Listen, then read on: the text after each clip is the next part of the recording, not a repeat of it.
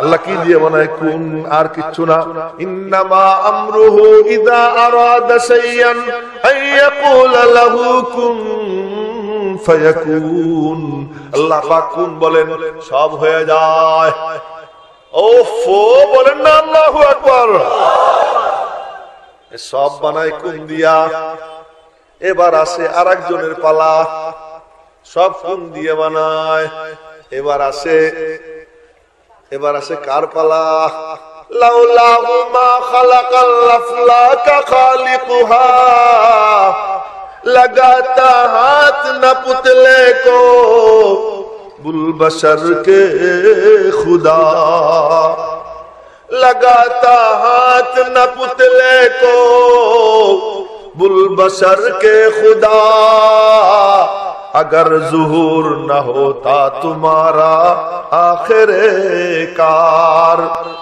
আমাদের আব্বা উলামায়ে দেওবন্দের সবচেয়ে বড় পিতা, রুহানি পিতা, দারুল উলুম দেওবন্দের প্রতিষ্ঠাতা হুজ্জাতুল ইসলাম কাসিমুল উলুম ওয়াল খায়রাত কাসিম নানুতুবি রাহমাতুল্লাহি আলাইহি রওজায়ে পাকের পাশে দাঁড়াইয়া নবীজিকে খেতাব করে একটা লম্বা কবিতা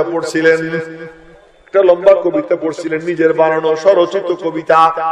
তার মধ্যে 2-3টা লাইন শুনেই, নাহুবে নগমা সারা किस तरह से बुलबुले जार के आई है नए सर से चमन चमन में बहार, हर एक को हस्बे लियाकत बहार देती है, किसी को बर्ग किसी को गुल और किसी को यार, खुशी से मुर्ग चमन नाच गाते हैं, कफे वरक बजाते हैं तालिया अशजार। ওর মধ্যে একটা লাইন, যে লাইনটা বললাম, लगाता हाथ न पुतले को बुलबशर के खुदा, अगर ज़ुहूर न होता तुम्हारा आखिरे कार। বলে ইয়া রাসূলুল্লাহ, নবীজি বলতেছেন ইয়া রাসূলুল্লাহ, রওজা পাকের পাশে দাঁড়াইয়া বলতেছেন ইয়া রাসূলুল্লাহ, এখান থেকে না, শিবপুরের থেকে না, ইন্ডিয়ার থেকে না, দেওবন্দের থেকে না, রওজা পাকের পাশে দাঁড়াইয়া বলতেছেন ইয়া রাসূলুল্লাহ, আল্লাহ পাক আব্বাজান আদমের গায়ে যে হাত লাগাইছেন এটা লাগাইতেন না যদি আপনারে না বানাইতেন। আপনারে বানাবেন বলে মওলা পাক আব্বাজান আদমের গায়ে হাত লাগাইছেন। নবীজি কবর মুবারকে জিন্দা না মুর্দা? জিন্দা না? জিন্দা। উল্টা পাল্টা কথা বইলে কি চলে আসা যাবে সেখান থেকে? আমি আসতে পারি, কাসেম নানুতুবি আসতে পারবে না।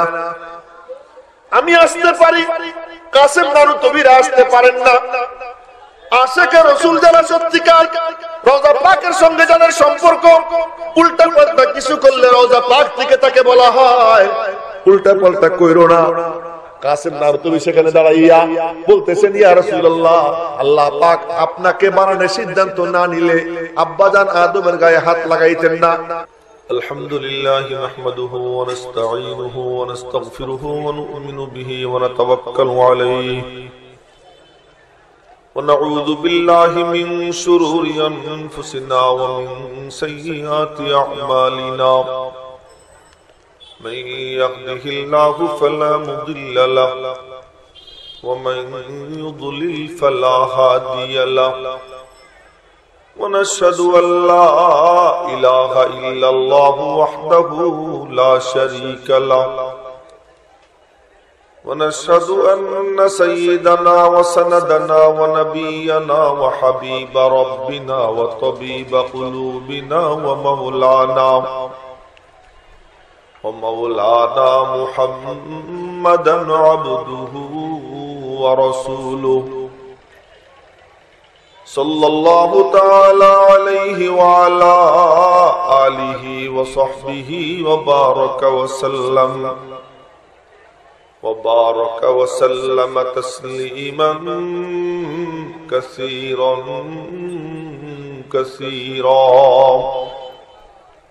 أما بعد، فأعوذ بالله من الشيطان الرجيم، بسم الله الرحمن الرحيم، ربنا وابعث فيهم رسولا منهم يتلو عليهم آياتك ويعلمهم الكتاب والحكمة ويزكيهم إنك أنت العزيز الحكيم صدقت يا رب العالمين. وقال النبي الصادق المصدوق صلى الله عليه وسلم إنما بعثت معلما وصدق رسولك النبي الأمي الكريم ونحن على ذلك لمن الشاهدين والشاكرين والحمد لله رب العالمين. আল মুইন ফাউন্ডেশনের উদ্যোগে আয়োজিত 2 দিন ব্যাপী ঐতিহাসিক 13তম তাফসীরুল কোরআন মাহফিলের প্রথম দিবসের মাননীয় সভাপতি মুহতারাম হযরত উলামায়ে কেরাম, সম্মানিত দ্বীনী ভাইয়েরা, আমার ছাত্র যুবক বন্ধুরা, কচি কাঁচা বাচ্চারা, মাইকের আওয়াজ যতদূর যাচ্ছে এই এলাকার ভাই ও বোনেরা, আসলে দ্বীনী আলোচনার জন্য পরিবেশ লাগে শান্ত, নীরব, নিস্তব্ধ, পিনপতন নীরবতা বিরাজ করবে, আওয়াজ কেবল একটাই হবে, আর কোনো আওয়াজ হবে না। পরিবেশটা এমন হওয়া দরকার, কিন্তু যেহেতু রাস্তার পাশে, এজন্য অত দূর চাওয়া আমার পক্ষে সমীচীন হবে না। অন্তত এতটুকু আমি অবশ্যই চাবো যে প্যান্ডেলের ভিতরে যারা, প্যান্ডেলের পাশে যারা, তারা যেন অন্তত নীরব নিস্তব্ধ থাকবো। আমরা সবাই এতটুকু লক্ষ্য রাখবো যে আমরা যেন পরস্পরে কথা না বলি, আমাদের মধ্যে যেন কোনো আওয়াজ না হয়, আমরা যেন অমনোযোগী না হই। এই দেখতেছি কেউ কেউ পানসাবা এই আসছে এখানে আলোচনা শুনতে, এখন পানসাবায় চুন খায়। তো পান চাবানো চুন খাওয়া যদি চলে তো কথা শুনবো কেমনে? একটা হলো সামউন, আরবিতে বলে সেমা, শ্রবণ করা, শোনা, আর একটা হলো ইস্তেমা।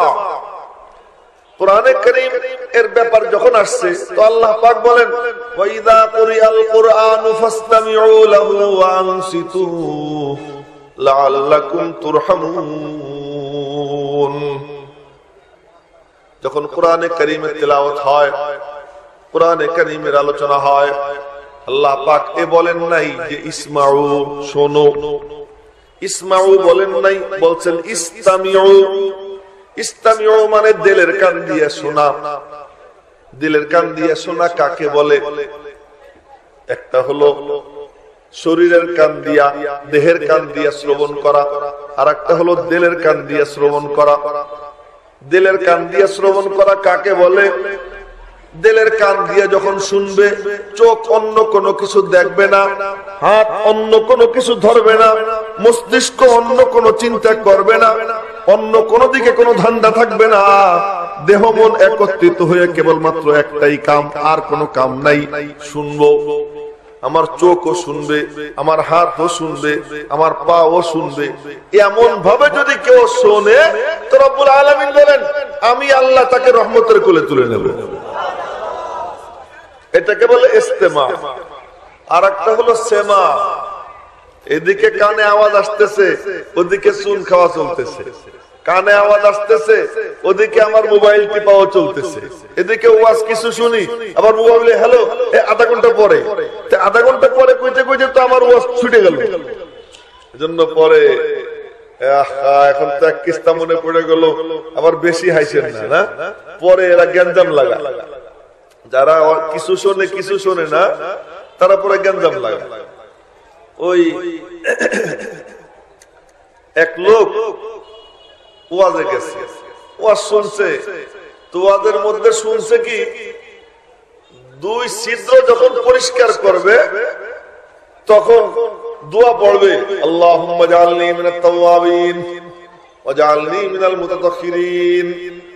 এই খুব লক্ষ্য করে শুনেন, এই কিসসা কিন্তু আমি এমনি বলতেছি না, এটা মুসনবী শরীফে আল্লামা জালালউদ্দিন রুমি রাহমাতুল্লাহ আলাইহি বলেছেন।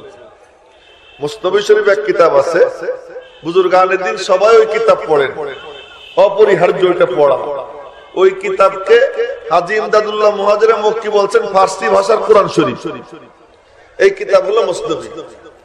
তো এই মুসনবী শরীফের মধ্যে এই ঘটনা আছে। কি ঘটনা?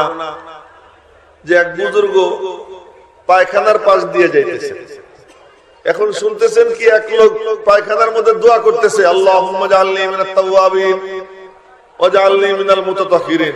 আচ্ছা, পায়খানায় গিয়ে আল্লাহর নাম নেওয়া যায়? কথা বলে না, নেওয়া যায়? সম্পূর্ণ না জায়েজ আল্লাহর নাম নেওয়া পায়খানা। এই পায়খানার মধ্যে বলতেছে আল্লাহুম্মা জাআলনি মিনাত তাওয়াবিন ওয়া জাআলনি মিনাল মুতাতাহহিরিন। ওই বুজুর্গের মাথা ঘুরে গেছে, বলে পায়খানার মধ্যে আল্লাহর নাম নিয়ে দোয়া করতেছে, ঘটনা কি? তখন মনে পড়ছে গতকাল ওয়াজ মাহফিলে ওয়াজ হয়েছে রাতে, তো ওয়াজের মধ্যে এক বক্তা বলছেন যে নাকের ছিদ্র আর নাকের দুই ছিদ্র যখন পরিষ্কার করবে তখন যেন এই দোয়া পড়ে, আল্লাহুম্মা জাআলনি মিনাত তাওয়াবিন ওয়া জাআলনি মিনাল মুতাতাহহিরিন। ওযুর সময় নাকের দুই ছিদ্র যখন পরিষ্কার করবে তখন এই দোয়া পড়বে। তো ও মনোযোগ দিয়ে শোনে নাই, ও খালি শুনছে দুই ছিদ্র, নাকের না কানের না কিসের এগুলা শোনে নাই মনোযোগ দিয়ে। তো পরে মনে মনে গবেষণা করছে যে হুজুর তো কইল দুই ছিদ্র পরিষ্কার করার জন্য, তো এর থেকে ভালো কোনো ছিদ্র নেই, এইটাই তো ছিদ্র পরিষ্কার করতে হয়, সুতরাং এখানেই দোয়া শুরু করে দিছে। তো আল্লাহর ওলি বাইরে থেকে কয়, আরে তুই করলি কি? के शख्स से बिरदे बस आवरदाई लेके सुराखे दुआ गुम कर दाई। ও মিয়া, জিকির তো তোমার সুন্দর, কিন্তু ছিদ্র পাল্টাইয়া ফেলাইছো। নাকের ছিদ্র নিয়ে তুমি কোথায় কোথায় লাগাইয়া দিছো। ছিদ্র তো হলো কি নাকে, ওটারে নিয়ে লাগাইছে কোথায়? ওই জায়গায়। মেরে মোহতারাম ভাইও, কথাটা বললাম এই জন্য যে বলে কি হুজুর বলছে, ওয়াজে শুনছি, তো ওয়াজে যদি পুরা না শুনে, কিছু শুনে কিছু শুনে না, কিছু বুঝলো কিছু বুঝলো না। আমার উস্তাদ আল্লামা নূর হোসেন কাসেমী দামাত বারাকাতুহুম জিন্দা আছেন এখনো, আমাদেরকে পড়াইতেন। তো পড়াইতে সময় বলতেন কি, এ খোকা বুঝলা কি বুঝলা না, এ খোকারা বুঝলা কি বুঝলা না। তা আমরা বলতাম, কেউ কেউ জি হুজুর বুঝছি, কেউ চুপ থাকতো। হুজুর বলতেন বুঝলেও ভালো, না বুঝলেও ভালো। তো বুঝলেও ভালো, না বুঝলেও ভালো। তো জিজ্ঞেস করলাম একদিন, হুজুর বুঝলে তো ভালো, এটা বুঝলাম, কিন্তু না বুঝলেও ভালো, এইটা আবার কি? কারে খোকা বুঝলো না, বুঝলেও ভালো, যাহা বুঝছি। আর যে বুঝলো না সেও মনে মনে কয় আলহামদুলিল্লাহ আমি বুঝিনি। যে বুঝছে সেও আলহামদুলিল্লাহ বুঝছি, কোন পেরেশানি নাই। যে বোঝে নাই সেও মনে মনে বলে আমার বুঝার দরকার নাই, এই ঝামেলা। আর যার অবস্থা হলো কিছু বুঝলো কিছু বুঝলো না, এ বড় পেরেশানিতে পড়ে গেল, আরে কিছু বুঝলাম কিছু বুঝলাম না। এই জন্য আমি বলি বুঝলেও ভালো, না বুঝলেও ভালো। তো এই যে দিনই জলসায় বয়ান যারা শুনি, যদি পুরোপুরি বুঝি আলহামদুলিল্লাহ, আর একেবারে বুঝলাম না তারও কোনো পেরেশানি নাই, কিন্তু কিছু শুনলাম কিছু শুনলাম না, কিছু বুঝলাম কিছু বুঝলাম না, পরে কিন্তু অনেক জ্ঞানজাম লাগে যায়। এই যে মোবাইলের বয়ান করতেছি, যে এখনই মোবাইলে কথা বলতেছে সামনে বসে না, এখন এই দেখতেছি এইটা চলবে না। যে মোবাইলে কথাবার্তা বলবেন, এই জলসায় বসা আর মোবাইল টিপাটিপি করা, দুইটা একসাথে হবে না, এটা হবে না, এটা কেউ করবেন না। যে কয়জন খুব আদব সহকারে শুনবো, দেখেন সাংঘাতিক দামি জিনিস এইটা না। সন্দীপের পীর সাহেব হযরত মাওলানা ইদ্রিস সাহেব রাহমাতুল্লাহ আলাইহি, ওনাকে সন্দীপের পীর সাহেব বলা হইতো, মাদারীনগরের হুজুর। ওনার মুখে শুনছি, তখন আমার বয়স এই 25-26 হবে। ওই সময় ঢাকার চৌধুরী পাড়ার, আমাদের তো নিজের কোনো পুঁজি নাই, বুজুর্গদের মুখে যা শুনি ওইটাই আমাদের পুঁজি। তো আল্লাহর ওলি চৌধুরী পাড়া মাদ্রাসায় বয়ান করতেছিলেন। তো বয়ানের মধ্যে হঠাৎ করে কি যেন দেখছে, এরপরে আদবের উপর বয়ান করছে। আদবের উপর বয়ান করতে গিয়ে উনি একটা শের পড়ছিলেন। এই শেরটাও মুসনবী শরীফের আল্লামা জালালউদ্দিন রুমি শের। শেরটা শুনে, अगर भी नम के नाबी ना वचाहास, अगर भी नम के नाबी ना वचाहास, अगर खामोश बेनशीनम गुनाहास। ওনার সুরটা পারলাম না, ওনার সুরটা খুব চমৎকার ছিল, আপনারা অনেকে শুনছেন। अगर भी नम के नाबी ना वचाहास, अगर खामोश बेनशीनम गुनाहास। এর একটা ঘটনা আছে। ঘটনা কি বলে? আদব কাকে বলে? বলে আদব বলা হয় যখন যে জায়গায় যার বা যে জিনিসের যে চাহিদা এটা পূরণ করার নাম হলো আদব। আবার বলতেছি, যখন যে জায়গায় যার অথবা যে জিনিসের যে চাহিদা এটা পূরণ করার নাম হলো আদব।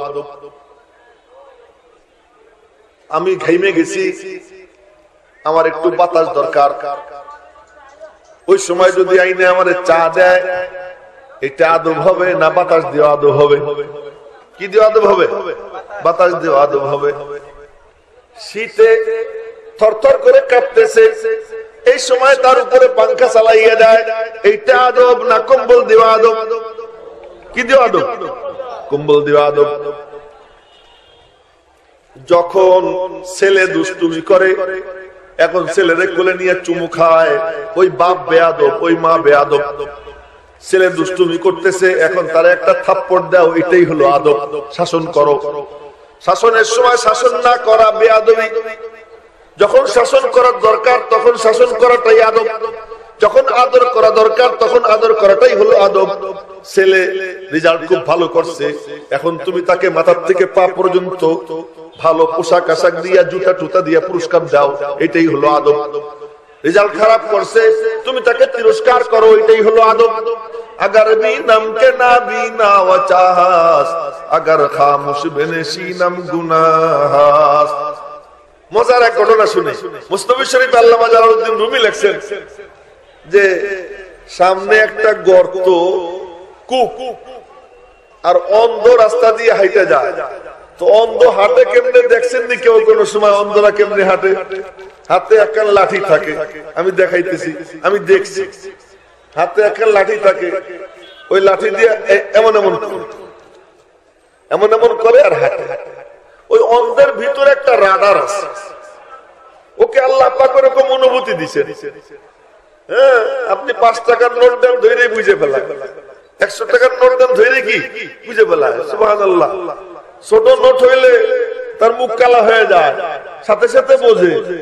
অন্ধেরও আল্লাহ তাআলা এরকম যোগ্যতা দিছেন। তো ওর রাডারে মাঝে মাঝে বলে যে সামনের রাস্তা ক্লিয়ার।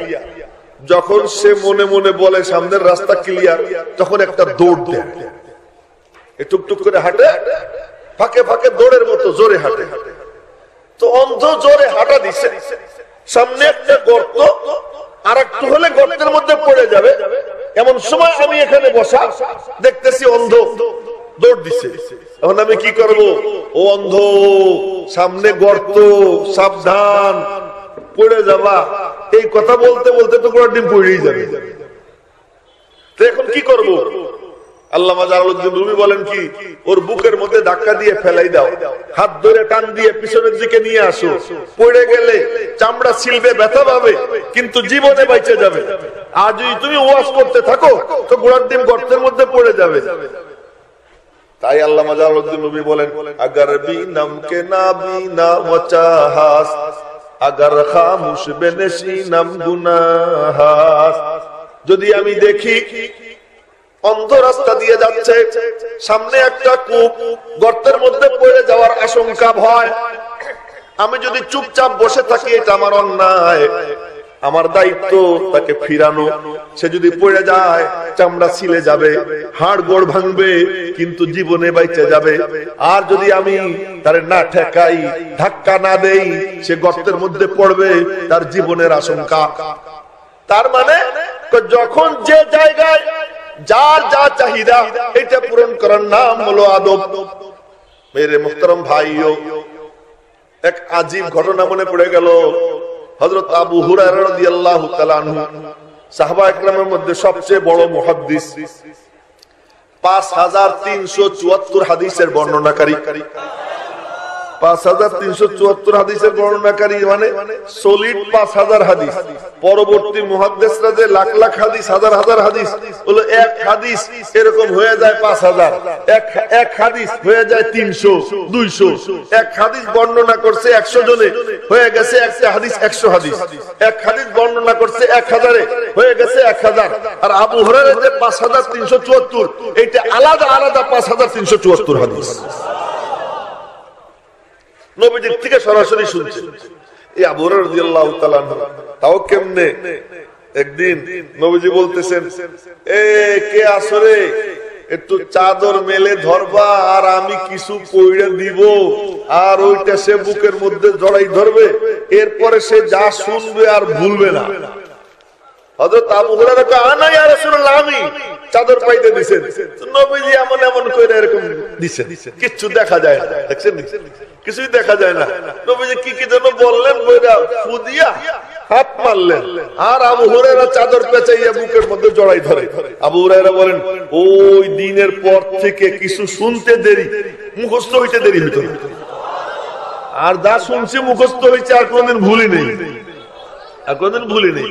আবু হুরায়রা রাদিয়াল্লাহু তাআলা সেই আবু হুরায়রা 5374 হাদিসের বর্ণনাকারী, তে একবার শুনছেন নবীজি বলছেন হাদিস, এই হাদিস আপনারা সবাই জানেন, মান ক্বালা লা ইলাহা ইল্লাল্লাহ দাখালাল জান্নাহ, যে ব্যক্তি লা ইলাহা ইল্লাল্লাহ বলবে অন্তরের অন্তঃস্থল থেকে, সে জান্নাতে চলে যাবে। আবু হুরায়রা রাদিয়াল্লাহু তাআলা এই হাদিস নিয়ে বইয়ে বেড়াইতেছেন, চিৎকার দিয়া দিয়া ক্বালা রাসূলুল্লাহ সাল্লাল্লাহু আলাইহি ওয়াসাল্লাম, বলেন না সাল্লাল্লাহু আলাইহি ওয়াসাল্লাম, ইয়া নবী সালাম আলাইকা খুব কইতে পারি, ইয়া নবী সালাম আলাইকা খুব বলতে পারি, সুর দিয়ে কইতে পারি, সাল্লাল্লাহু আলা মুহাম্মদ। দেখেন অনেকের মাথা ঝুলতে আরম্ভ হয়ে গেছে, এটা খুব কইতে পারি। কিন্তু সলিড দুরূদ শরীফ, যেটা যে দুরূদ শরীফ মাদানী দুরূদ শরীফ, যে দুরূদ শরীফ সাহাবা একরাম পড়তেন, ওই দুরূদ শরীফ এটা পড়ার লোক তালাশ করে পাওয়া যায় না। এই made in Medina, made in সাহাবা একরাম যে দুরূদ শরীফ, ওই দুরূদ শরীফের ফজিলত হাদিসে আসছে। ওই দুরূদ শরীফ যদি কেউ পড়ে একবার, তো আল্লাহ পাক তার দিকে রহমতের নজরে তাকাইয়া একবারে তার উপরে খাসভাবে 10টা রহমত নাজিল করে দেয়।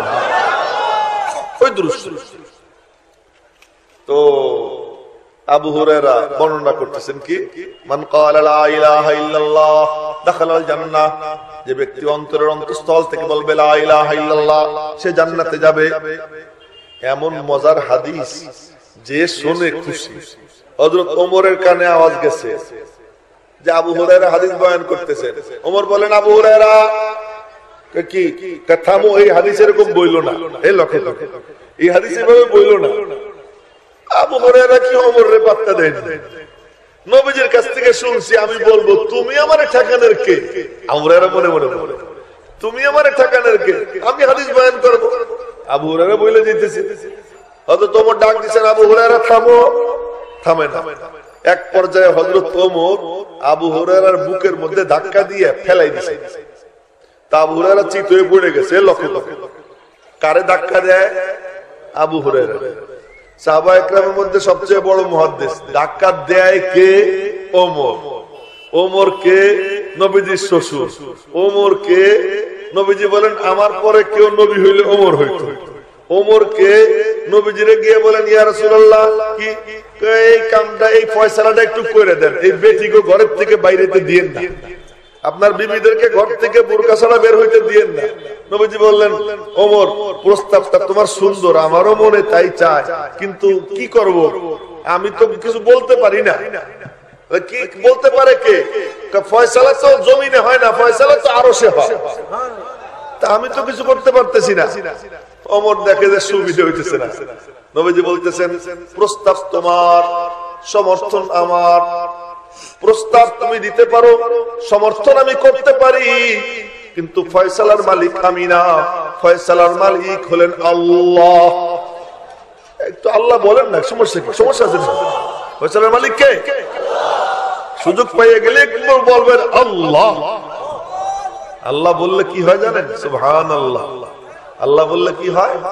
কারে রহমানের তর্জমা আছে, রহিমের তর্জমা আছে, গফফারের অনুবাদ হয়, সাত্তারের অনুবাদ হয়, রাজ্জাকের অনুবাদ হয়, ওয়াহ্হাবের অনুবাদ হয়, ফাত্তাহের অনুবাদ হয়, রহিমের অনুবাদ হয়, গফুরের অনুবাদ হয়, ওয়াদুদের অনুবাদ হয়, তর্জমা হয়, কিন্তু আল্লাহ এর কোনো অনুবাদ নেই। আল্লাহকে আল্লাহ আল্লাহ, আল্লাহকে আল্লাহর সংজ্ঞা দেয় তাফসীরের কিতাবে, বিভিন্ন কিতাবে আল্লাহর সংজ্ঞা দেয়। কি সংজ্ঞা? আল্লাহু আ'লাম লিযাতিল ওয়াজিবিল ওয়ুজুদ আল মুস্তাজমি লিজামি'i সিফাতিল কামাল। আল্লাহ এ আলম একটা নাম, এমন সত্তার যেই সত্তার অস্তিত্ব তার নিজস্ব, সমস্ত সিফাতে কামাল যার মধ্যে ভরা। আল্লাহর সিফাতে কামাল কয়টা? পূর্ণ গুণাবলী কয়টা? হাদিসে পাই 99টা। এরপরে ফজিলত আসছে 99টা যে মুখস্থ করবে, মান আহসাহা দাখালাল জান্নাহ। 99 নাম যে মুখস্থ করবে, সংরক্ষণ করবে, আল্লাহ পাক রব্বুল আলামিন এই নাম জপার বরকতে তাকে জান্নাতে পৌঁছবার তৌফিক দিয়ে দিবেন। কিন্তু আল্লাহ পাকের সিফাতি নাম কয়টা? আসমানি কিতাব ঘাটাঘাটি কইরা প্রায় 4-5 হাজার তালাশ করে পাওয়া গেছে আল্লাহ পাকের সিফাতি নাম। কেউ যখন আল্লাহ বলে, রহমানের মধ্যে এক সিফাত লাভ দেয়, রহিমের মধ্যে এক গুণ লাভ দেয়, সত্তারের মধ্যে এক গুণ লাভ দেয়, কিন্তু কেউ যখন আল্লাহ বলে, আল্লাহ পাকের হাজার হাজার সিফাতি নাম একসঙ্গে লাভ দিয়ে ওঠে আল্লাহ। এজন্য সুযোগ পাইলে বলবো আল্লাহ, বলবো তো ইনশাআল্লাহ, বলবো। আরে এমন মজার নাম, এমন নাম আর কোথাও আছে নাকি? ইয়াহিয়া মাহমুদ। তো ইয়াহিয়ার ইয়া যদি বাদ দিয়ে দেয়, নামই থাকে না। মাহমুদের ম যদি বাদ দেয়, আর নাম থাকে না। যে কারো নাম দেখেন, ওই নামের থেকে অক্ষর একটা ছাঁটাই করে দেন, এরপরে নাম আর তালাশ করে পাওয়া যায় না। আমার আল্লাহর নাম এত চমৎকার, এত চমৎকার, আলিফ ফেলাই দাও, সমস্যা নাই। লিল্লাহ,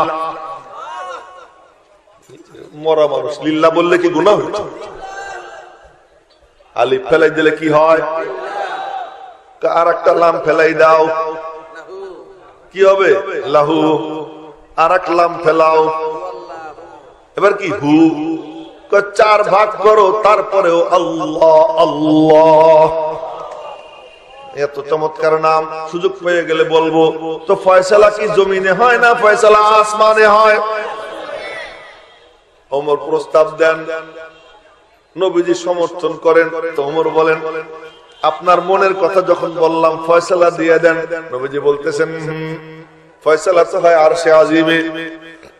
ওমর একা একা গোপনে কোথাও গিয়ে বসে বসে বলে, আল্লাহ ফয়সালা দিয়ে দাও। রব্বুল আলামিনের পক্ষ থেকে খবর আছে, ও আমার মাহবুব ওমর যা বলে আমি আরশের মালিকও তাই বলি। এ হলো ওমর।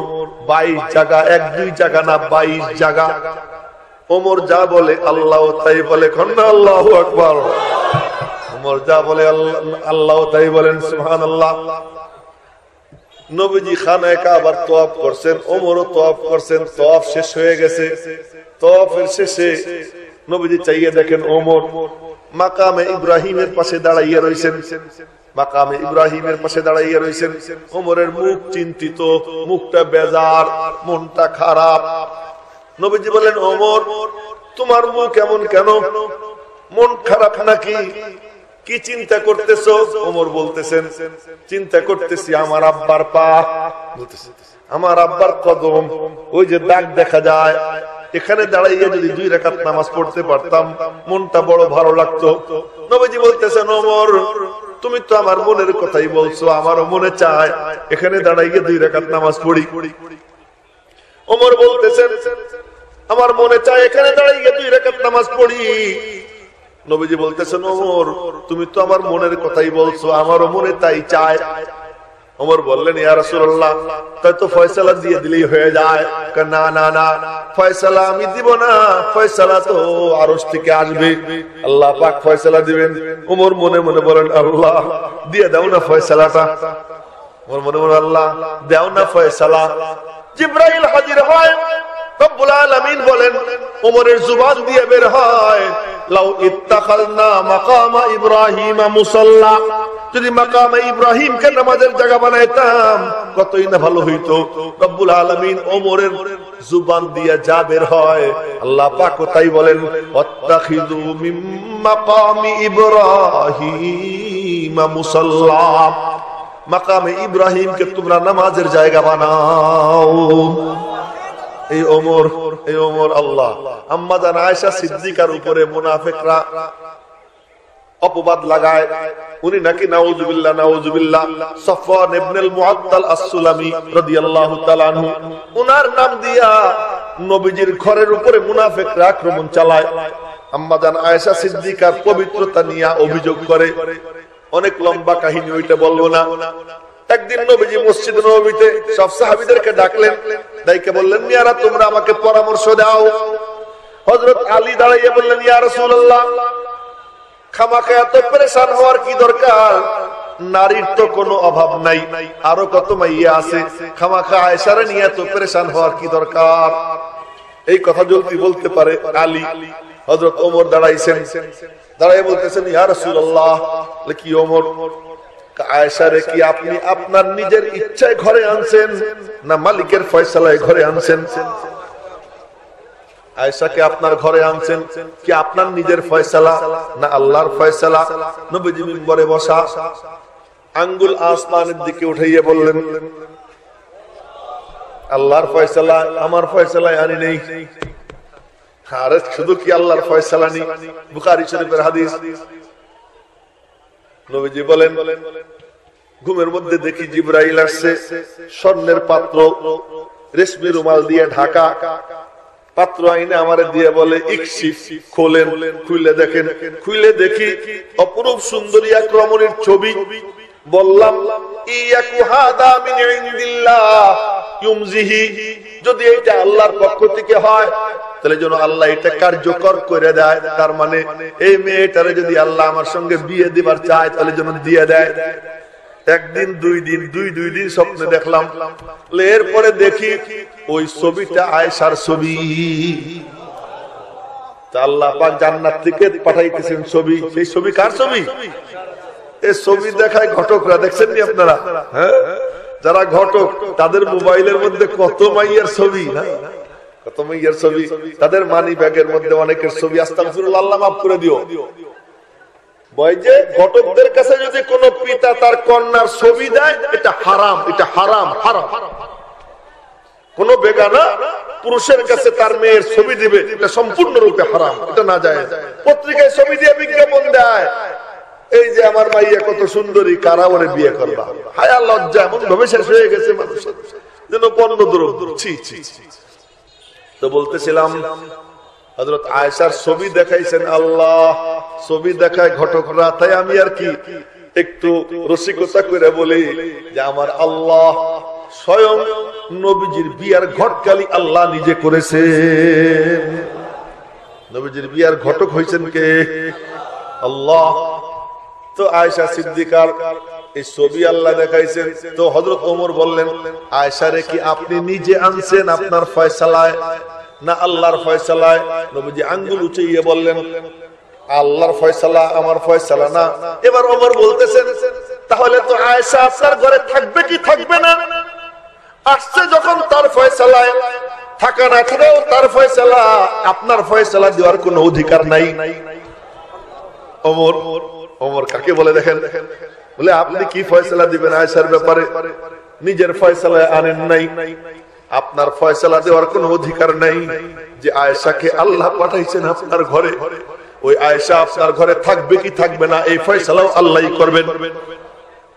বাকি মুনাফিকদের ব্যাপারে ফয়সালা, এর জন্য আর কারো দরকার নাই।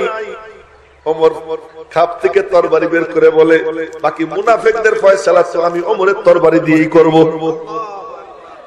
মুনাফিকদের ফয়সালা এটা আমি ওমরের তরবারি করবে, আর আয়েশার ফয়সালা আল্লাহ করবে। লম্বা সময় যায়, লম্বা সময় যাওয়ার পর জিবরাইল আসে, রব্বুল আলামিন বলেন আয়েশার ফয়সালা আমি মাওলা ঘটকালি দিক কইরা আয়েশারে তোমার ঘরে পাঠাইছিলাম, আয়েশার ফয়সালা আমি নিজে দিতেছি।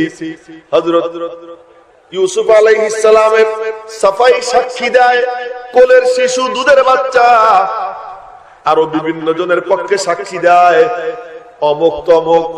আর আম্মা জান আয়েশা সিদ্দিকা নবীজির ঘরণী, তার পবিত্রতার সাক্ষী দেয় স্বয়ং আল্লাহ পাক রব্বুল আলামিন নিজে তার কুদরতি জুবান দিয়া। এই ঘটনা শোনানোর উদ্দেশ্য না, উদ্দেশ্য এতটুকু ওমর কেমন ব্যক্তি, ওমর কেমন ব্যক্তি যে তিনি যা বলেন আরশে আজিম থেকেও সেই কথা নাজিল হয়। ওই ওমর তিনি আবু হুরায়রাকে বুকের মধ্যে ধাক্কা দিয়ে ফেলাইয়া দেয় যে আবু হুরায়রা এই হাদিস বয়ান কইরো না। আবু হুরায়রা শোনে না, দিছেন ধাক্কা দিয়ে ফেলাইয়া। আবু হুরায়রা ধুলে ঝাড়ে, ধুলে ঝাড়তে ঝাড়তে নবীজির কাছে যায়, নালিশ করবে। ওমরও বুঝছেন নালিশ হইলে তো ডাকও পড়বে, খামাখা দূরে থেকে কি লাভ, কাছাকাছি থাকি। আবু হুরায়রা নালিশ করতে যায়, ওমর লক্ষ্য রাখেন, ডাক পড়ে, ওমর জি ইয়া রাসূলুল্লাহ, তুমি আবু হুরায়রাকে ধাক্কা দিয়ে ফেলাই দিছো? জি ইয়া রাসূলুল্লাহ। কেন? আমি বললাম যে হাদিস এইভাবে বলিস না, এটা একটু ব্যাখ্যা করে বলার দরকার, নাহলে আহাম্মকের দল মনে করবে নামাজ বুঝি পড়া লাগবে না, রোজা বুঝি রাখা লাগবে না, খালি কলেমা পড়লেই জানে। ওই যেমন ড্যাড ব্যাটারিরা শুরু করে দিছে, কি ইমান ঠিক সব ঠিক, নামাজের কি দরকার, মন ঠিক সব ঠিক, এরকম অপব্যাখ্যা করবে আহাম্মকের দল।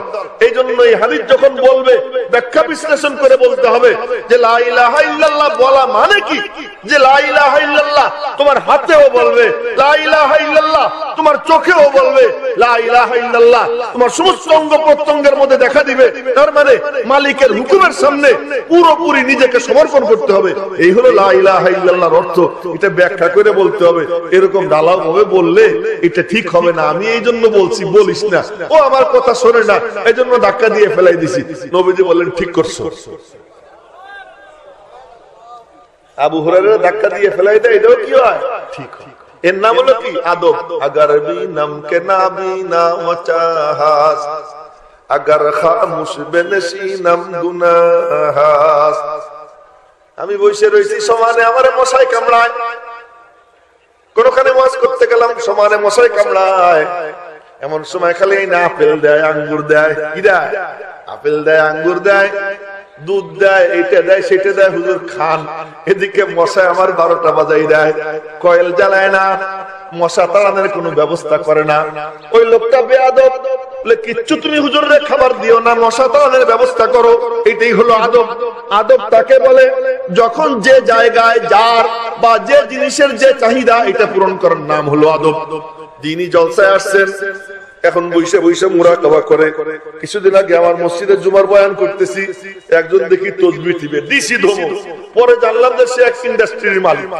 আমি তসবিহ বন্ধ করে, তসবিহ পকেটে রাখে, আমার দিকে তাকাইয়া বয়ান শুনে। এখন আদব এইটা যে আপনি যে আলেম বয়ান করতেছে তার দিকে তাকাই থাকবেন, এখন বসে বসে তসবিহ দিবে। তার মানে বুজুর্গের কলেরা হয়েছে। এটা কি বলে? বুজুর্গের কলেরা না। এখন যখন এই দ্বীনি আলোচনা চলে, তখন মনোযোগ দিয়া দ্বীনি আলোচনা শুনবো। আল্লাহ পাক কোন কথা আমার সিনার মধ্যে ভইরা আমার অন্তরে আল্লাহ পাক হেদায়েতের নূর দান করবে আমি জানি না। সব কথা মনোযোগ দিয়ে দিলের কান দিয়ে কি শুনবো। সুতরাং বলতেছিলাম যে দ্বীনি জলসে আমরা আসছি, এখানেও কিছু আদব কায়দা আছে, তাই না? আদবের কথা বললে মাঝে মাঝে কোনো মাহফিলে দেখছি আত্মাহিয়াতুস সূরাতে বসে। না না না, আদব কায়দা মানে আত্মাহিয়াতুস সূরাতে বসা না। আমাদের এক বুজুর্গ হযরত মাওলানা খলিল আহমদ সাহারানপুরী রহমাতুল্লাহ আলাইহি, হযরত শাইখুল হাদিস জাকারিয়া রহমাতুল্লাহ আলাইহির পীর খলিল আহমদ সাহারানপুরী রহমাতুল্লাহ আলাইহি বহুত বড় বুজুর্গ ছিলেন, মুহাজিরে মাদানী, মদিনা শরীফে হিজরত করে গেছে।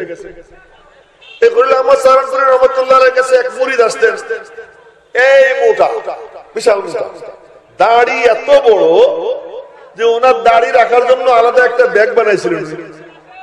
ওই দাড়ি ব্যাগের মধ্যে ভরতেন, তা না হইলে ওই দাড়ি বাতাসে উইড়া পুরা ওনারে পেঁচাই ফেলে।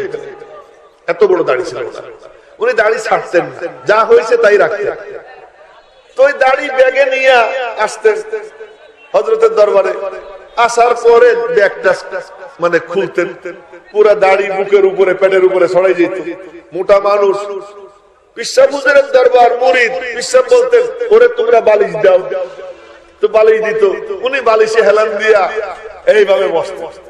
পিসাবের দরবারে মুরিদ তো বসে কাসুমাসু হয়ে যেত। এই বেচারা কাসুমাসু হবে কেমনে? বলে এটা দিলের ব্যাপার। এটা কোন জায়গার ব্যাপার? দিলের ব্যাপার। আদবের কথা যেহেতু এসে গেছে তাই বলতেছি। নামাজে দাঁড়াইছে, কাউকে কাউকে দেখা যায় নামাজে দাঁড়ায় চোখ বন্ধ কইরা, মাথা কাট কইরা, একেবারে সাংঘাতিক বুজুর্গ সেজে যায় নামাজ। সাংঘাতিক বুজুর্গ হয়ে যায়। মেরে মোহতারাম ভাইও, হযরত ওমর ফারুক রাদিয়াল্লাহু তাআলা আনহু মসজিদে ঘুরে ঘুরে দেখতেছেন কে নামাজ কেমনে পড়ে, নফল নামাজ, সুন্নত নামাজ, কে কেমনে নামাজ পড়ে। একজনকে দেখেন কি যে একেবারে চোখ চোখ বন্ধ করে, ঘাড় কাত করে খুব খুশুখুশুর সঙ্গে নামাজ পড়তেছে, নতুন মুসলমান। তো পিছন থেকে এক থাপ্পড় দিছেন হযরত ওমর, থাপ্পড় দিছেন। থাপ্পড় দিয়ে বলতেছেন, এই বেটা মাথা সোজা কর, চোখ খুলে রাখ, সিজদার জায়গার দিকে তাকা। আত্তাকওয়া হাহুনা, খুশুখুশু আদব কায়দা দিলে মাথা সোজা রাখ। মাথা সোজা রাখা সুন্নাত, চোখ খোলা রাখা সুন্নাত, এটাই আদব। নামাজের মধ্যে মাথা নিচে করা এটা কি বিদআত? তো আদব কাকে বলে? যখন মনে থাকবে তো না, ভুলে যাবে, যখন যে জায়গায় যার অথবা যে জিনিসের যে চাহিদা এটা পূরণ করার নাম হলো কি দ্বীনি জলসার আদব। যে আলোচনা করবে তার দিকে তাকাইয়া থাকা, অন্য কোন কর্মকাণ্ড না করে দিলের কান দিয়া ধ্যানের সঙ্গে কি করা, শোনা। আপনারা দেখছেন খেজুর গাছ দিয়ে রস পড়ে না, খেজুর গাছ থেকে রস পড়ে। তো রস পড়ে তো একটা নলও পাতে, তাহলে নল দেখছেন, নল আসেনি খেজুর গাছে এলাকায়, নল পাতে। এখন নল দিয়ে তো টপটপাইয়া রস পড়ে নাকি খেজুর গাছ থেকে গড়গড়াইয়ে পড়ে? খেজুর গাছ থেকে পড়ে, কিন্তু নলের মাধ্যমে পড়ে। কিসে পড়ে? নলের মাধ্যমে পড়ে। আল্লাহ আল্লাহ। এখন ওই নলের সামনে হাড়ি পাতে, কেমনে পাতে? হাড়ির পাশা উপরের দিক, মুখ নিচের দিক, যাবেনি রস হাড়ির মধ্যে। মুখ তো দিছে ওই দিকে, কিন্তু রশি ঢিল, বাতাসে একবার এই দিক নেয় আবার ওই দিক নেয়। এখন কি রস ঠিক মতো যাবেনি? তা কি করতে হয়? ওই নলের মুখোমুখি করে হাড়ি পাতো এবং রশিও টাইট করো। এই মনে রাখি কি বলতেছি, রশি টাইট করো এবং ওই মুখোমুখি মুখ রাখো। এরপর এক ফোঁটাও বাইরে যাবে না। যে কয় ফোঁটা হয় হাড়ির মধ্যে পড়বে। মেরে মুহতারাম ভাইও, রব্বুল আলামিনের পক্ষ থেকে রহমত, বরকত, হেদায়েতের নূর মাওলার পক্ষ থেকে আসে, ওই পাওয়ার হাউস থেকে আসে। আল্লাহ পাক রব্বুল আলামিন নলো পাতে বলেন না আল্লাহু আকবার।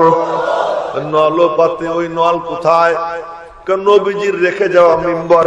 এই মিম্বর নবীজির রেখে যাওয়া মিম্বর। কেন বলতেছি? এই মিম্বরেই তো সন্দীপের পিসা হুজুর বসতেন, এই মিম্বরেই তো হাফেজজি হুজুর বসতেন, এই মিম্বরেই তো পীরজি হুজুর বসতেন, এই মিম্বরেই তো মুফতি নুরুল্লাহ সাহেব রহমাতুল্লাহ আলাইহি বসতেন, এই মিম্বরেই তো বুজুর্গ আলেদিন বসতেন, ওই মিম্বরেই তো আমি বসছি। হতে পারি আমি ছোট, কিন্তু মিম্বর তো সেই মিম্বর। মাইনে কো হো या बद हो मगर फिर भी हो उनका, मैंने को हो या बद हो मगर फिर भी हो उनका, निस्बत तो बड़ी अच्छी मगर हाल है बुरा। ভালো হই আর মন্দ হই, ছোট হই আর বড় হই, পচা হই আর গান্দা হই, যাই হই, সম্পর্ক তো মুরব্বীদের সাথে। ওই মুরব্বীদের উত্তরসূরি হিসেবে এখানে যখন বসে গেছি, আল্লাহ পাক রব্বুল আলামিন উনাদেরকে যেমন নল হিসেবে কবুল করছেন, উনরা যাদেরকে বসাইয়ে গেছেন তাদেরকেও মাওলা পাক নল হিসেবে কবুল করে নিবেন। দেনেওয়ালা কে? আল্লাহ।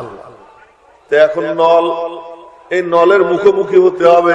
এখন আপনাদের জন্য আমি নল, যদিও কালা, যদিও ইলম কম, আমল বলতে কিচ্ছু নাই, কিন্তু বসে গেছি এখানে। রব্বুল আলামিন আপনাদের জন্য নল হিসেবে কবুল করছেন। অতএব মনোযোগ দিয়া, একটুও মাথা ঘুরবে না, অন্য কোন দিকে তাকাবে না। এই দিকে তাকাইয়া মনোযোগ সহকারে অল্প সময়, বেশি সময় দরকার নাই, অল্প সময় কিন্তু মনোযোগ সহকারে আমরা শুনবো। এই আদব যে রক্ষা করবে তো আল্লাহ পাক রব্বুল আলামিন তার সিনায় হেদায়েতের নূর পৌঁছে দিবেন। স্মরণ করাইয়া দেই, আমরা শুনি না, আমরা শুনি কিন্তু এই শোনা আসলে শোনা হয় না। শুনলাম কিন্তু ভালো করে লক্ষ্য করে শুনলাম না, বুঝলাম না। তো কেউ শোনে কিন্তু বোঝে না, কেউ শোনে বোঝে কিন্তু বিশ্বাস করে না, কেউ শোনে বোঝে বিশ্বাস করে কিন্তু আমল করার সিদ্ধান্ত নেয় না। এই তিন ধরনের শ্রবণ আল্লাহ পাক বলেন এইটা কোন শ্রবণই না। কে বলেন? তো আল্লাহর নাম কইতে কষ্ট হয় নাকি? মুখে বাঁধে তো বলেন না কেন? কে বলেন? এক নম্বর শোনে কিন্তু বোঝে না, তাফসীরের কিতাবে লেখে। এক নম্বর শোনে কিন্তু বোঝে না। দুই নম্বর শোনে বোঝে বিশ্বাস করে না। শোনে কিন্তু বোঝে না, গরু ছাগলের শ্রবণ করা, গরু ছাগলের শ্রবণ। তো গরু ছাগল আমিও শুনলাম বুঝলাম না, তাহলে আমারে কি বলা হবে? তা আমরা কেউ এরকম হইতে চাইনি। কে কেউ এরকম হইতে চান? মাশাআল্লাহ, সমঝদার শ্রোতা আছে, একজনের হাত ওঠে, আলহামদুলিল্লাহ। ওরকম কেউ হইতে চাই না। শুনি কিন্তু বুঝি না, এমন কেউ হব না। দুই নম্বর, শোনে বোঝে বিশ্বাস করে না। এই মাইকের আওয়াজ কাফেরদের কানে যায়, হিন্দুদের কানে যায়, অমুসলিমদের কানে যায়, এই অমুসলিমদের কানে যায়। তারা শোনে বোঝে, বোঝে কি বোঝে না? ভালো বোঝে। কে বলে বোঝে? ভালো বোঝে কিন্তু বিশ্বাস করে, বিশ্বাস করে না। এমন কেউ এখানে নাই, এটা আমি জানি, এমন কেউ এখানে নাই। তিন নম্বর, শোনে বোঝে বিশ্বাস করে কিন্তু আমল করার সিদ্ধান্ত নেয় না। এমন লোক আসেনি, আমরা আসেনি? এরকম কে কে আসি? হাত উঁচা করে দেখায়। কেউ দেখাবে না, কেউ দেখাবে না। এমন লোক আছে, আমি দেখাইতে বলতেছিও না, এটা এমনি মজাক করলাম না। শোনে বোঝে বিশ্বাস করে কিন্তু আমল করার সিদ্ধান্ত নেয় না। আচ্ছা, যুবকরা বইল তো বাবারা, টাকনুর নিচে প্যান্ট পরা হারাম, এই মাসলাটা কার কার জানা আছে? মাশাআল্লাহ, সবাই জানে। যারা প্যান্ট পরা আছে তাদের কার প্যান্ট টাকনুর নিচে, পরীক্ষা আমি করব না, নিজে নিজে পরীক্ষা করে দেখুন যে আমার প্যান্টটা টাকনুর নিচে কিনা। যখন নামাজ পড়তে যায় তখন এমন এমন করে, এমন এমন করে। আহলে হাদিস একজন দেখলাম, মাথায় টুপি নাই, আমার মসজিদে আমার পাশে দাঁড়িয়ে নামাজ পড়লো। আমি তো আর ইমামতি করি না, ইমামত করে ইমাম সাহেব। আমার পাশে দাঁড়িয়ে নামাজ পড়লো খালি মাথায়, প্যান্ট গুটানো। তো বুঝলাম যে হাদিসের নবীজি কত মারাত্মক ভাবে বলছেন প্যান্টের কথা, টাকনুর নিচের কথা। ওই হাদিস মানে না, কিন্তু কোন হাদিস? আমেন, এটা মানে। এখানে হাত বাঁধা, এটা কি? এই হাদিস ভালো জানা আছে, ওই হাদিস কি জানি। দেখি যে দাড়ি ছাঁটা, নবীজি বলছেন আফুল লুহা, বুখারী শরীফের হাদিস, দাড়ি ছাইড়া দাও। ওই হাদিস ওইটা ব্যক্তিগত ব্যাপার, ব্যক্তিগত ব্যাপার। কিন্তু এখানে হাত বান্ধা এরকম কারা বান্ধে? ফুটবল খেলোয়াড়দেরকে দেখছেন নি আপনারা? ফুটবল খেলোয়াড়রা খেলার আগে ওরা যে দাঁড়ায় এরকম ভাবে হাত বাঁধে, খ্রিস্টানরা এমনি দাঁড়ায়, খ্রিস্টানরা, ইহুদিরা, আমাদের ফুটবল খেলোয়াড়রা সব কেমনে দাঁড়ায়? তারা নামাজের মধ্যে এমনি দাঁড়ায়, এমনি। কি ব্যাপার সেবার কি? মারামারি করবেন নি আপনি? এরকম হাত বাঁধছে। আরে গোলাম নামাজে দাঁড়ায় কারা? গোলামরা। তো গোলাম কেমনে দাঁড়ায়? গোলাম হাত বাঁধে, এখানে হাত বাঁধলে গোলাম গোলাম ভাব দেখা যায়, আর এখানে হাত বাঁধলে কেমন একটা বেটা বেটা ভাব দেখা যায়। ভাবটা কি? আমি একটা বেটা, আমি একটা কিছু, আলাদা একটা ভাবসাব দেখা যায়। যাই হোক, ওইটা তো অন্যদিকে চলে গেলাম। তো বলতেছিলাম যে জানে সবাই কিন্তু বিশ্বাস করে, কিন্তু টাকনুর নিচে প্যান্ট আছে এই মজলিসে অনেক আছে, অনেকে আছে। আমি বলবো না যে আপনি দাঁড়ান, আমি দেখবো, কিন্তু আমি জিজ্ঞেস করতে চাই আজকে কি এই সিদ্ধান্ত নিতে পারবো আমরা যে যা কিছু শুনবো, শোনার সাথে সাথে বুঝবো, বুঝার পরে বিশ্বাস করব, শুধু বিশ্বাস পর্যন্ত থাকবো না, সিদ্ধান্ত নিব, আমল করবো। কে কে রাজি আছেন ইনশাআল্লাহ? আল্লাহ তুমি হাতগুলো কবুল করে নাও। এই 4 গুণ নিয়ে যদি কেউ শোনে তো আল্লাহ পাক বলতেছেন, কে বলতেছেন, কার কথা? আল্লাহ পাক বলেন আল্লাযীনা ইয়াস্তামিউনাল কওল ফাবাশশির ইবাদ আল্লাযীনা ইয়াস্তামিউনাল কওল ফায়াত্তাবিউনা আহসানা উলাইকাল্লাযীনা হাদাহুমুল্লাহ ওয়া উলাইকা হুম উলুল আলবাব। এই মানুষগুলো মরা, একটু আল্লাহু আকবার বললো না। ও আমার সুর সুন্দর না এই জন্য বলে না, বুঝছেন নি? তাও আমার সুর সুন্দর না এই জন্য বলে, তো জোরে বলেন না আল্লাহু আকবার। আল্লাহ পাক বলেন ও আমার মাহবুব সুসংবাদ দিয়ে দাও তুমি আমার ওই সমস্ত বান্দা বান্দীদেরকে যারা দ্বীনের কথা কুরআন ও হাদিসের আলোচনা দিলের কান দিয়ে শোনে, বোঝে, বিশ্বাস করে, আমল করার সিদ্ধান্ত নেয়। সুসংবাদটা কি? উলাইকাল্লাযীনা হাদাহুমুল্লাহ, ওরা হলো তারা যাদের হেদায়েতের জিম্মাদার আমি মাওলা নিজে হয়ে গেলাম। তাদের হেদায়েতের জিম্মাদার কে?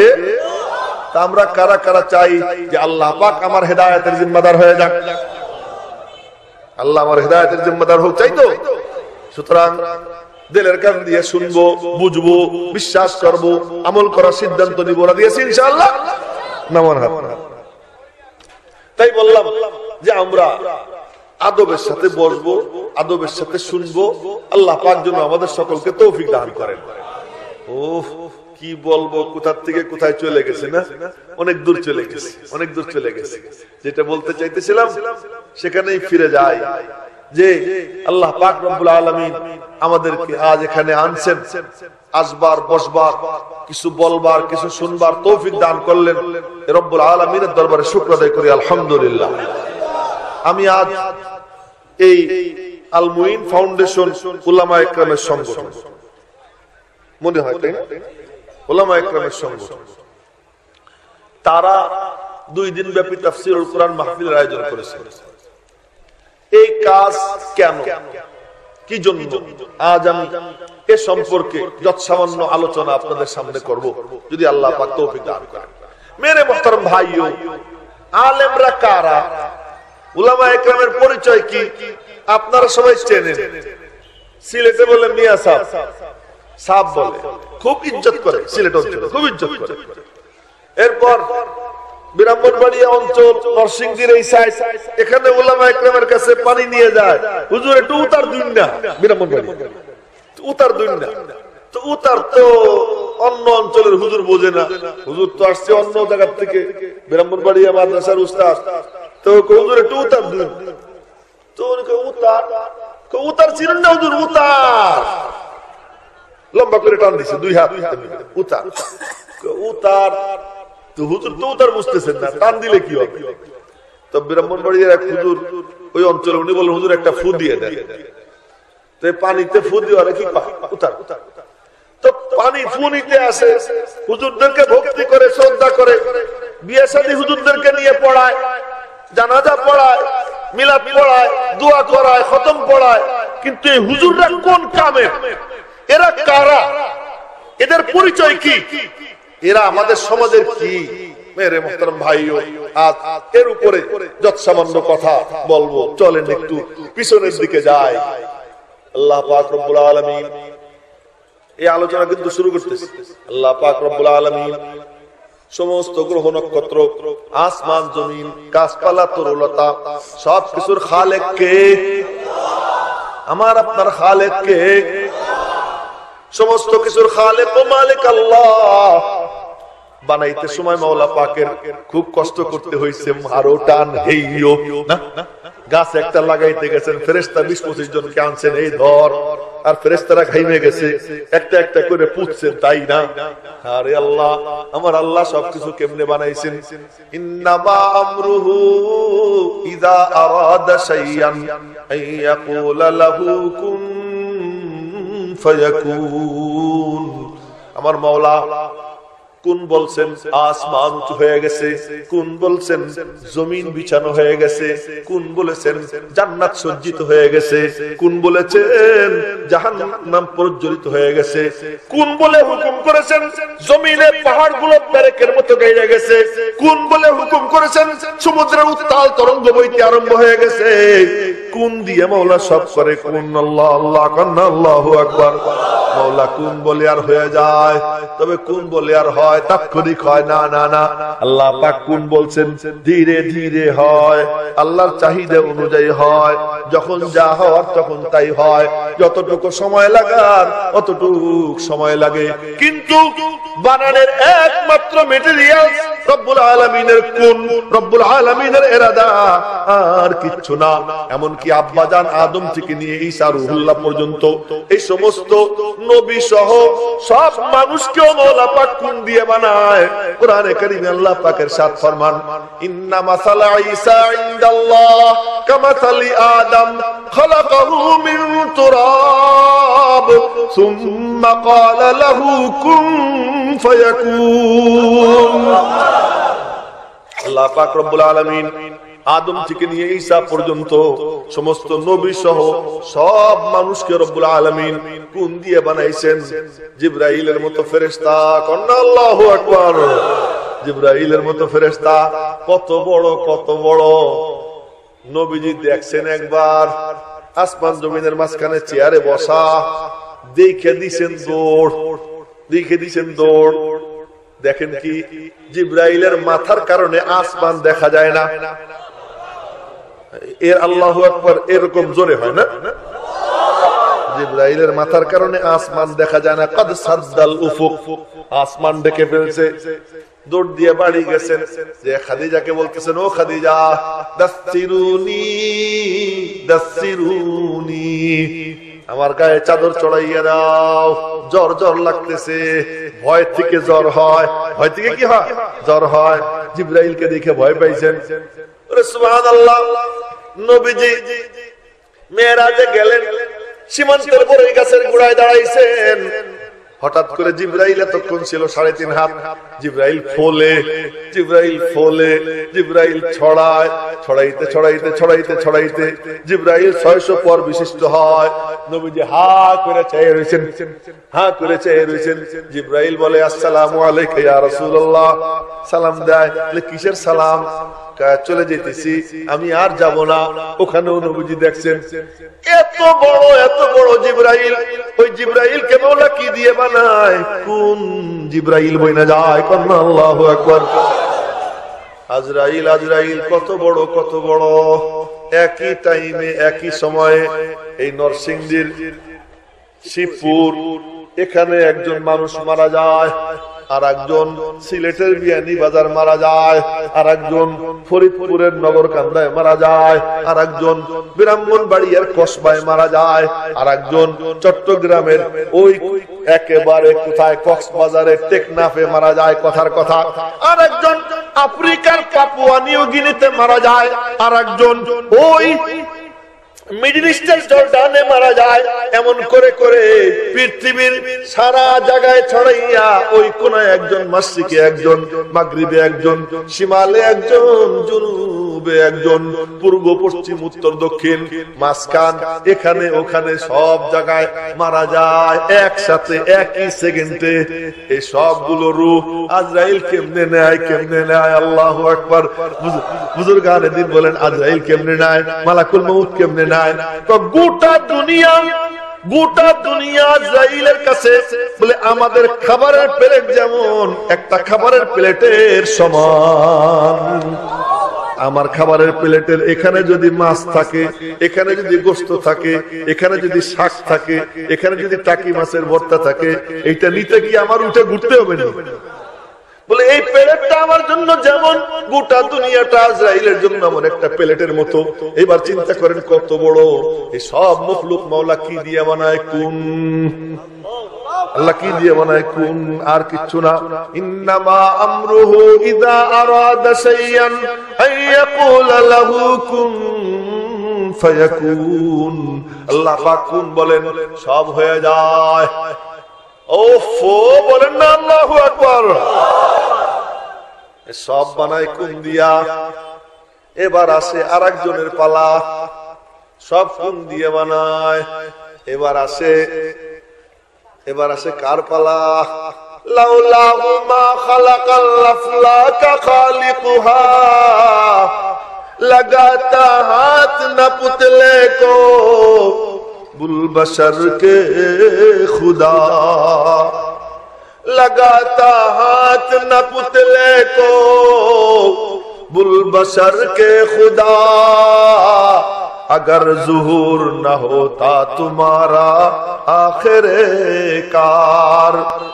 আমাদের আব্বা উলামায়ে দেওবন্দের সবচেয়ে বড় পিতা, রুহানি পিতা, দারুল উলুম দেওবন্দের প্রতিষ্ঠাতা হুজ্জাতুল ইসলাম কাসিমুল উলুম ওয়াল খায়রাত কাসিম নানুতুবি রাহমাতুল্লাহি আলাইহি রওজায়ে পাকের পাশে দাঁড়াইয়া নবীজিকে খেতাব করে একটা লম্বা কবিতা পড়ছিলেন, নিজের বানানো স্বরচিত কবিতা।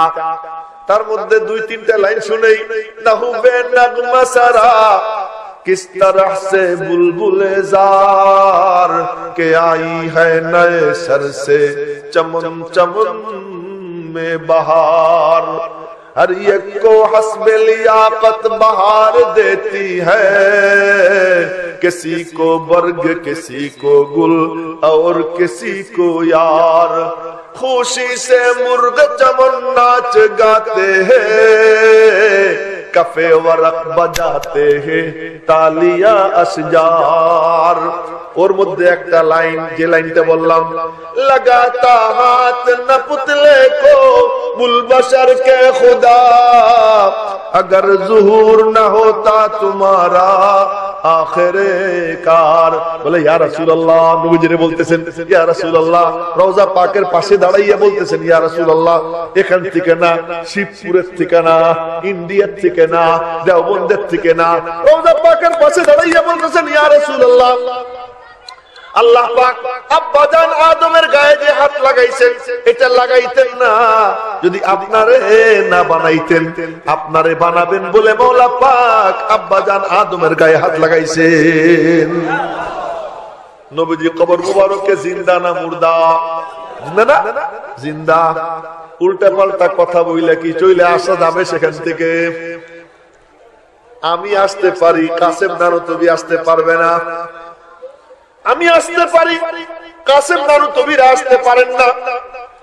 আশিকে রাসূল যারা সত্যিকার রওজা পাকের সঙ্গে যাদের সম্পর্ক, উল্টা পাল্টা কিছু করলে রওজা পাক থেকে তাকে বলা হয় উল্টা পাল্টা কইরো না। কাসেম নানুতুবি সেখানে দাঁড়াইয়া বলতেছেন ইয়া রাসূলুল্লাহ, আল্লাহ পাক আপনাকে বানানোর সিদ্ধান্ত না নিলে আব্বাজান আদমের গায়ে হাত লাগাইতেন না। এবার বলে সব বানাইছেন আল্লাহ, কোন দিয়া কোন দিয়া কোন দিয়া, কোন বলে আসমান উঁচু হয়ে যায়, কোন বলে জমিন বিছানো হয়ে যায়, কোন বলে আসমানে চন্দ্র সূর্য উজ্জ্বল হয়ে যায়, কোন বলে হুকুম করেন আসমানে তারকারাজি দুটি ছড়াইতে আরম্ভ করে দেয়, কোন দিয়া সব হয়। কিন্তু এক জায়গায় গিয়ে কোন চলে না। কন্যা আল্লাহু আকবার। এক জায়গায় কোন চলে না। হযরত হাসান ইবনে সাবিত রাদিয়াল্লাহু তাআলা আনহু নবীজির কবি, নবীজিকে লক্ষ্য কইরা নবীজির দিকে তাকায় আর দেখে, সাহাবীরা দেখতেই থাকতো সুবহানাল্লাহ সুবহানাল্লাহ, কেমন সৌভাগ্য তাদের, দেখতেই থাকতো, নবীজির দিকে চাইয়া থাকতো। যখন চোখ অন্যদিকে থাকে, এই পাশ থেকে নবীজিরে দেখে, ডান দিকে তাকাইছেন, বাম দিক কলা রাহা করে দেখে, আবার বাম দিকে তাকাইছেন, ডান দিক কলা রাহা করে দেখে, নিচের দিকে তাকাই রইছেন, সবাই চাইয়া দেখে। যখনই কারো চোখে চোখ পড়ে, আর নবীজির দিকে তাকাইতে পারেন না, চোখ নিচের দিকে দিয়ে দেন। আব্দুল্লাহ ইবনে আমর ইবনুল আস রাদিয়াল্লাহু তাআলা আনহু বলেন, হযরত আব্দুল্লাহ না, হযরত আমর ইবনুল আস রাদিয়াল্লাহু তাআলা আনহু বলেন যে আমি পুরো নবীজির সঙ্গে আমার লম্বা সম্পর্ক, এর মধ্যে একদিনও নবীজিকে দুই চোখ ধরে আমি দেখতে পারি নাই। এত নবীজির ব্যক্তিত্ব ছিল যে আমি ভালো করে, বলে আমার যদি জিজ্ঞেস করো তিনি কেমন, আমি বলতে পারবো না, ভালো করে তাকে আমি পুরোপুরি দেখতে পারি নাই। তো সাহাবায়ে কেরাম দেখতেই থাকতেন সুযোগ পাইলে। হযরত হাসান ইবনে সাবিত রাদিয়াল্লাহু তাআলা আনহু দেখতে দেখতে হঠাৎ পাগল হয়ে গেছেন। পাগলের মতো হয়ে বলেন, ইয়া রাসূলুল্লাহ, আমার কিছু কবিতা বলতে মনে চায়, বলবনি? বল। এবার হাসান ইবনে সাবিত কবিতা বলে, কি বলে?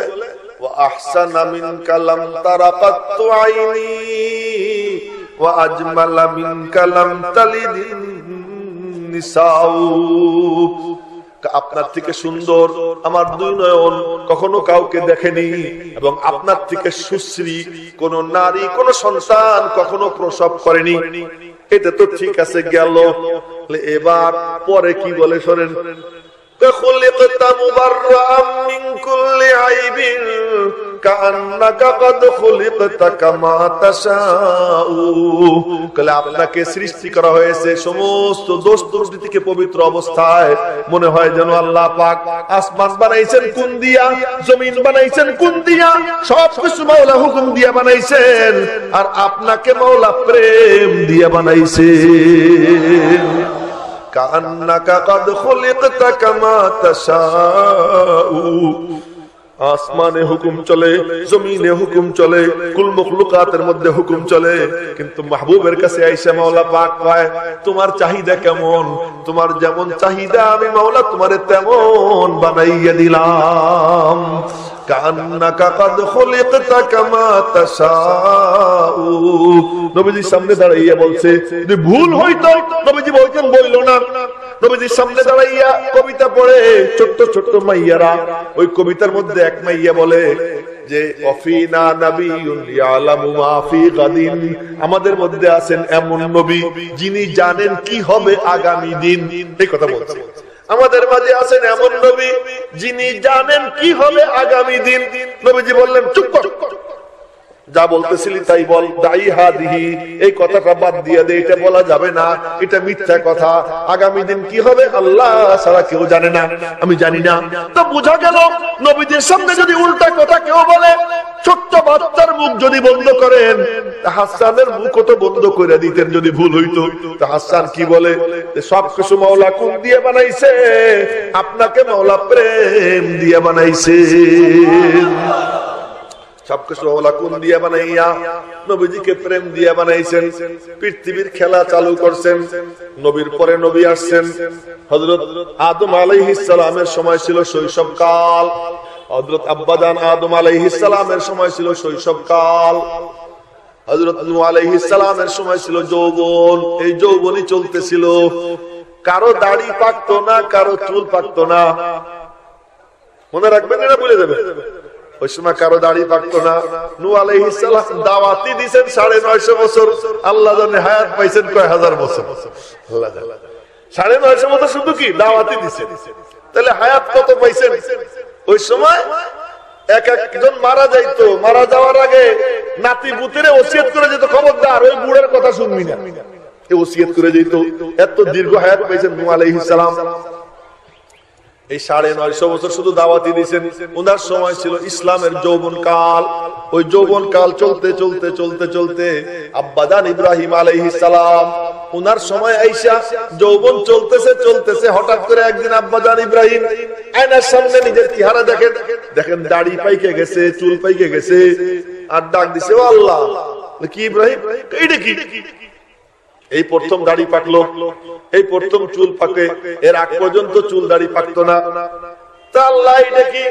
রব্বুল আলামিনের পক্ষ থেকে বলা হয় হাযা ওয়াকার, এটা আল্লাহর পক্ষ থেকে তোমার ইজ্জত সম্মান বাড়ানোর ব্যাপার। এই দাড়ি পাকা, চুল পাকা আল্লাহর পক্ষ থেকে তোমার ইজ্জত সম্মান, তোমার প্রভাব, তোমার মর্যাদা বৃদ্ধির লক্ষণ। এই হলো দাড়ি পাকা শুরু হয়, বোঝা গেল ইসলাম ও পূর্ণতা পাওয়া আরম্ভ হয়, দিন পূর্ণতা পাওয়া আরম্ভ হয়। দিনের শৈশবকাল হযরত নূহ, হযরত আদম আলাইহিস সালাম যৌবন কাল হযরত নূহ আলাইহিস সালাম, আর বার্ধক্য শুরু হয় হযরত ইব্রাহিম আলাইহিস সালাম থেকে। এবার পুরোপুরি ইসলাম আসবে, দিন আসবে। এই হলো ইব্রাহিম আলাইহিস সালামের সময়। আমি আজকে যে আয়াত তেলাওয়াত করছি আব্বাজান ইব্রাহিম আলাইহিস সালামের দুয়ার আয়াত। আব্বাজান ইব্রাহিমের আল্লাহর সাথে সম্পর্ক, আল্লাহর খলিল। আব্বাজান ইব্রাহিমের সাথে আল্লাহর কি সম্পর্ক? সম্পর্ক হলো আল্লাহ যা চায় তাই দেয়, আল্লাহ যা চায় তাই দেয়। আল্লাহ কয় এই নমরুদ অগ্নিকুণ্ডে ফেলতে চায়, আল্লাহ তুমি চাইতেছো যখন অগ্নিকুণ্ডে আমি পড়ি, ঠিক আছে আমি পড়লাম, পড়তে যাই, কিন্তু ফেরেশতাদের সহ্য হয় না, পাকপাখালি সহ্য হয় না, জীবজন্তুর সহ্য হয় না, সব শুরু করছে আল্লাহর সঙ্গে ঝগড়া। এই আল্লাহ করো কি? তোমার খলি তারা অগ্নিকুণ্ডে ফেলতেছে আর তুমি এসে দেখো আগুন তোমার হাতে, পানি তোমার হাতে, সব তোমার হাতে, ঠেকাও না কেন? তা কারো কোনো কথা আল্লাহ কান দেয় না। শেষ পর্যন্ত জিবরাইল ডাক দিছে, ইয়া রব্বি করিম, কি জিবরাইল তোমার খলিল কিছু করবে না? তুই যা রব্বুল আলামিন, তুই যা, যে আমার খলিলটা বলতো কি চায়, যা চাবে তাই দিবে।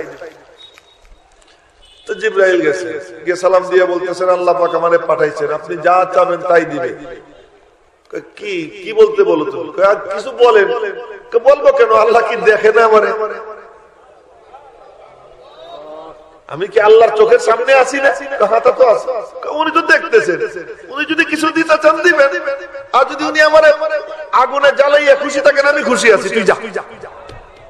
জিবরাইল ফিরে যা। আল্লাহ কি জিবরাইল কি বললো? আল্লাহ তো সবই জানে। কি বললো? বললো তুমি বলে সব জানো, দেখতেছো। ঠিকই তো বলছে, যা তোদের লাগবে না, এটা আমার ব্যাপার, আমার খলিলের ব্যাপার। জিবরাইল বলে চাও। আব্বাজান বলেন ইলমুহু বিহালি হাসবি মিন সুআলি, আমার মাওলা আমার সম্পর্কে জানেন, এইটাই যথেষ্ট, আমার কিছু চাওয়া টাওয়া লাগবে না। এবার রব্বুল আলামিনের পক্ষ থেকে ফয়সালা হয়। এই ওই সময় কি করছে জানেন? ওই সময় সব আগুন খালি জ্বালাইতে চেষ্টা করে, কোন কোন জীব জন্তু গিয়ে ফু দেয়। ওই যে দেখবেন একটা রক্ত চুষা আছে এমন করে, আর ফলে দেখছেন ওইটা মারলে কিন্তু সব পাওয়া যায়। কেন? ওইটা ওই অগ্নিকুণ্ডে ফু দিছে যাতে আরো বেশি জ্বলে। আর কবুতর সে তখন সমুদ্রে যায়, সমুদ্রে গিয়ে ঠোঁটে পানি নেয়, পানি নিয়ে ওখানে নিয়ে ফেলে, ওটা নিচে পড়ার আগেই তো শুকিয়ে যায়, ওই পানি তো যাইতে পারে না। কবুতরকে জিজ্ঞাসা করা হয় তোর ঠোঁটের পানি দিয়ে কি হবে? ঠোঁটের পানি দিয়ে তো কিচ্ছু হবে না আমি জানি, কিন্তু আমি আল্লাহর খলিলের জন্য আমার মন কান্দে, আল্লাহর খলিলের জন্য আমার মন কাঁদে, আমি আর কিছু পারি আর না পারি, আমার ঠোঁট দিয়ে একটু পানি ফেলতে পারি, আমি ওইটুক ফেলাই। আমি আল্লাহরে দেখাইতেছি আল্লাহ আমি তোমার খলিলের পক্ষে আছি, আমি শুধু এটা দেখাইতেছি। রব্বুল আলামিনের এত পছন্দ হয়েছে কবুতরের এই কাজ, আল্লাহ পাক কবুতরকে শান্তির পায়রা বানাইয়া দিয়েছেন, শান্তির দুধ বানাইয়া দিয়েছেন। মক্কা শরীফ, মদিনা শরীফ আল্লাহ পাক কবুতরের অবস্থানের ব্যবস্থা করে দিয়েছেন। এত কবুতর বিশ্বের আর কোথাও পাওয়া যায় না, ওখানে যত পাওয়া যায়। কি ব্যাপার? ওই যে আল্লাহ তাআলার খলিল, তার জন্য এই কাজ করছিল। যাই হোক, যে কথা বলতেছিলাম, এবার রব্বুল আলামিনের পক্ষ থেকে বলা হয় যা এটা আমার ব্যাপার, আমার খলিলের ব্যাপার। তখন অগ্নিকুণ্ডে নিক্ষেপ করতে যায় রব্বুল আলামিন। আগুনের দায়িত্বে নিয়োজিত ফেরেশতারে বলতে পারতেন আগুন রে বল, আমি তো এক মাদ্রাসার মুহতামিম, বাবুর্চির সাথে কথা আমি বলি না, দারোয়ানের সাথে কথা আমি বলি না, অন্য দায়িত্বশীল উস্তাদদেরকে দিয়ে বলাই, আমি কেন বাবুর্চির সাথে কথা বলতে যাব? আমার মওলা বলেন আরে না না, আমার খলিল আমার জন্য যখন এমন করলো, কোন প্রোটোকল নাই, আগুনের সঙ্গে মওলা নিজে কথা বলা আরম্ভ করে দিলেন।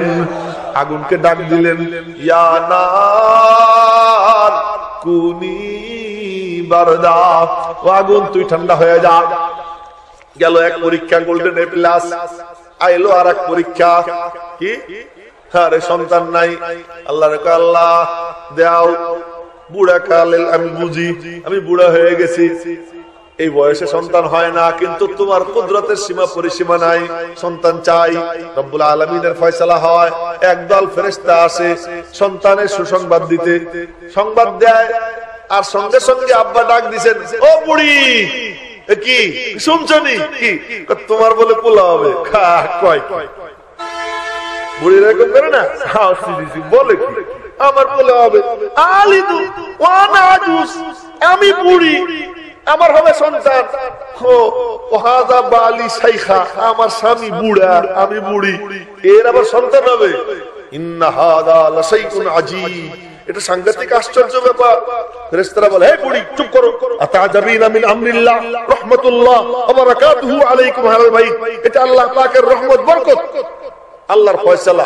আশ্চর্য হইতে হয় না? দেখো কি হয়। ৮৬ বছর বয়সে ৮৬ বছর বয়সে আল্লাহ পাক সন্তান দিলেন। কি আদরের হইতে পারে, কি আদরের হইতে পারে? এই ৮৬ বছর বয়সে সন্তান পাইয়া কত চুমু খাওয়া, কত আদর করা, কত কি করবে। হায়, সন্তান হওয়ার পরে আল্লাহ পাক বলেন হাঁটা দাও। এটা বাইতুল মুকাদ্দাসে হয়, ফিলিস্তিনের ওখানে। হাঁটা দাও। কোথায়? তোমার পথ প্রদর্শক পথ দেখাবে আর তুমি হাঁটো। কোন কোন বর্ণনা মতে একটা নূর সামনে চলছে, আব্বা মা ইসমাইল পিছে পিছে চলছে। কোন কোন বর্ণনা মতে আল্লাহ পাকের পক্ষ থেকে ফেরেশতা আসছে, ফেরেশতা এসে ওনাকে দিক নির্দেশনা দিয়া মক্কা মুআজ্জামায় পৌঁছে দিয়েছে। ওখানে যাওয়ার পরে ওনাদেরকে পৌঁছেছে অল্প স্বল্প খেজুর, একটু পানি, এইসব সাথে ছিল। ওখানে যাওয়ার পরে আল্লাহ পাক বলতেছেন, খলিল কি ওদেরকে রাইখা তুমি চলে যাও। সাথে সাথে হাঁটা দিচ্ছে। আর চিন্তা করতে পারেন, মানুষ নাই, পানি নাই, খাবার নাই, কিছু নাই, ২-৪টা খেজুর, একটু পানি যা পাত্রে ছিল এই রাইখা হাঁটা দিছে। পিছন থেকে মা ডাক দিচ্ছেন, কোথায় চললেন? কোন কথা নাই। আমাদেরকে কোথায় রেখে যাইতেছেন? কোনো কথা নাই। তৃতীয়বারে আবার ডাক দিচ্ছেন, কি ব্যাপার? কথা বলে না। এরপরে মা বলে, শোনেন, আপনার কিচ্ছু বলতে হবে না, শুধু একটা কথা বলেন, আপনার ইচ্ছায় রেখে যাইতেছেন না আল্লাহ পাকের হুকুমে?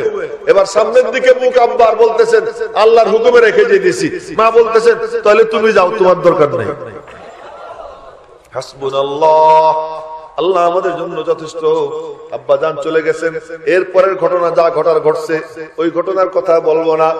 এরপরে আসে আসল পরীক্ষা। ইসমাইল আলাইহিস সালাম বড় হয়েছেন ৬ বছর, কোন কোন বর্ণনা মতে ৬ বছর বয়স। ৬ বছরের বাচ্চা কেমন লাগে না? কেমন লাগে? দিন দিন প্রতিদিন নতুন নতুন রূপ নিয়ে হাজির হয়। ৬ বছরের ছেলে, হুকুম হয় যাও ওরে জবাই করো। বাচ্চা নিয়ে রওনা হবেন। গিয়ে বলতেছেন, মারে ওরে গোসল করাই দাও, সাজাই গুজাইয়া দাও। গোসল করাইছেন, সাজাইয়া গুজাইয়া দিছেন, নিয়ে রওনা হবেন। মা মনে করছেন বেড়াইতে যায়। যাওয়ার আগে বললেন, আসল কথা বইলে দেই। কি কথা? হুকুম হয়েছে মওলা পাকের ওকে জবাই করতে। কি? এটা আমার বুকে দেন, আদর করি। বুকে নিছেন। শেষবারের মতো মা চুমু খাইছেন। মার শেষবারের আদর কেমন হইতে পারে বলেন তো? মার শেষবারের আদর কেমন হইতে পারে? বুকের মধ্যে নিয়ে মা চুমু টুমু খাইয়া এরপরে নিজে হাতে ছেলের হাত বাপের হাতে দিচ্ছেন, নেন ছেলেটারে জবাই করে দেন, আল্লাহর জন্য দিয়ে দিলাম। আমরা তো দিনের জন্য, আল্লাহর জন্য ৫০০-১০০০ টাকা দিতেও পারি না।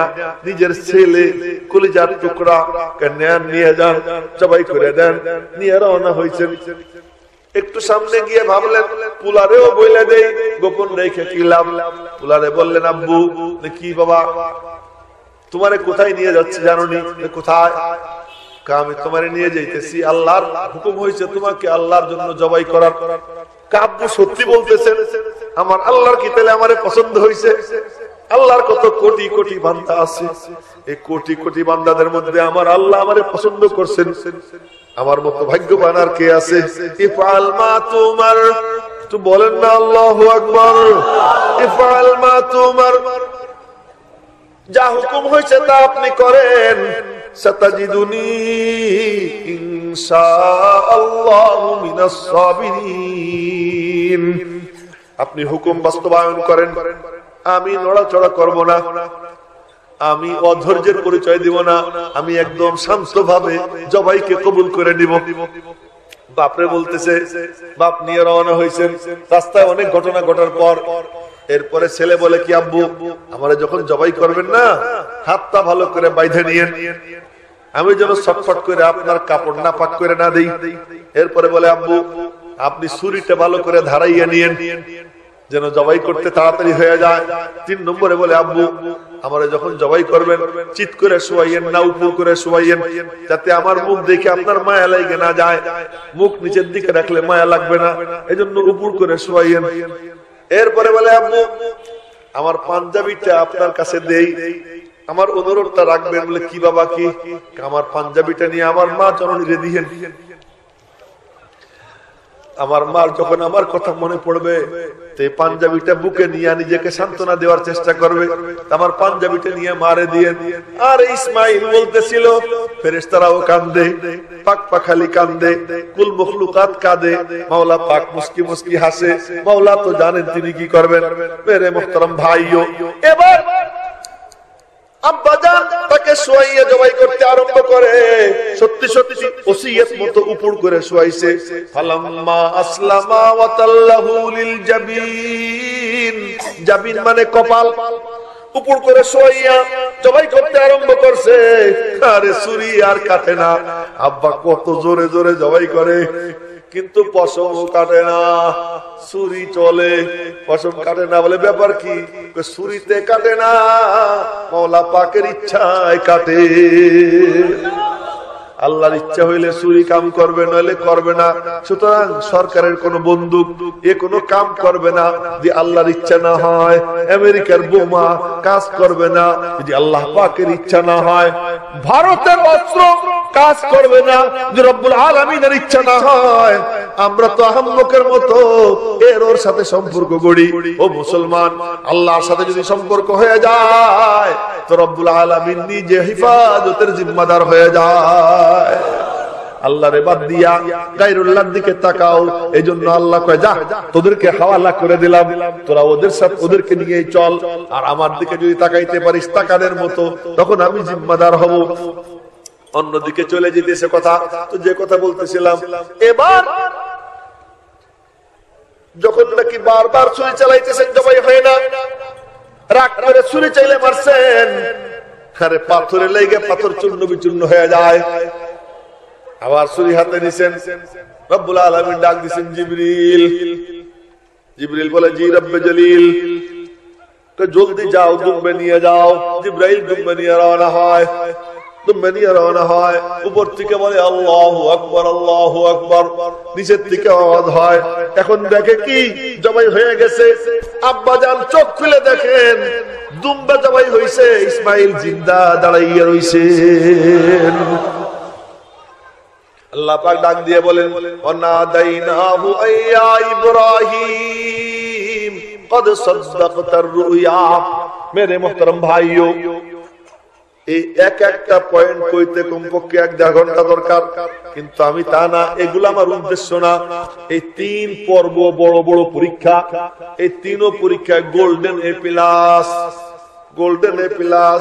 এবার রব্বুল আলামিনের পক্ষ থেকে আব্বা জানরে পুরস্কার দেওয়া হয়। কি পুরস্কার?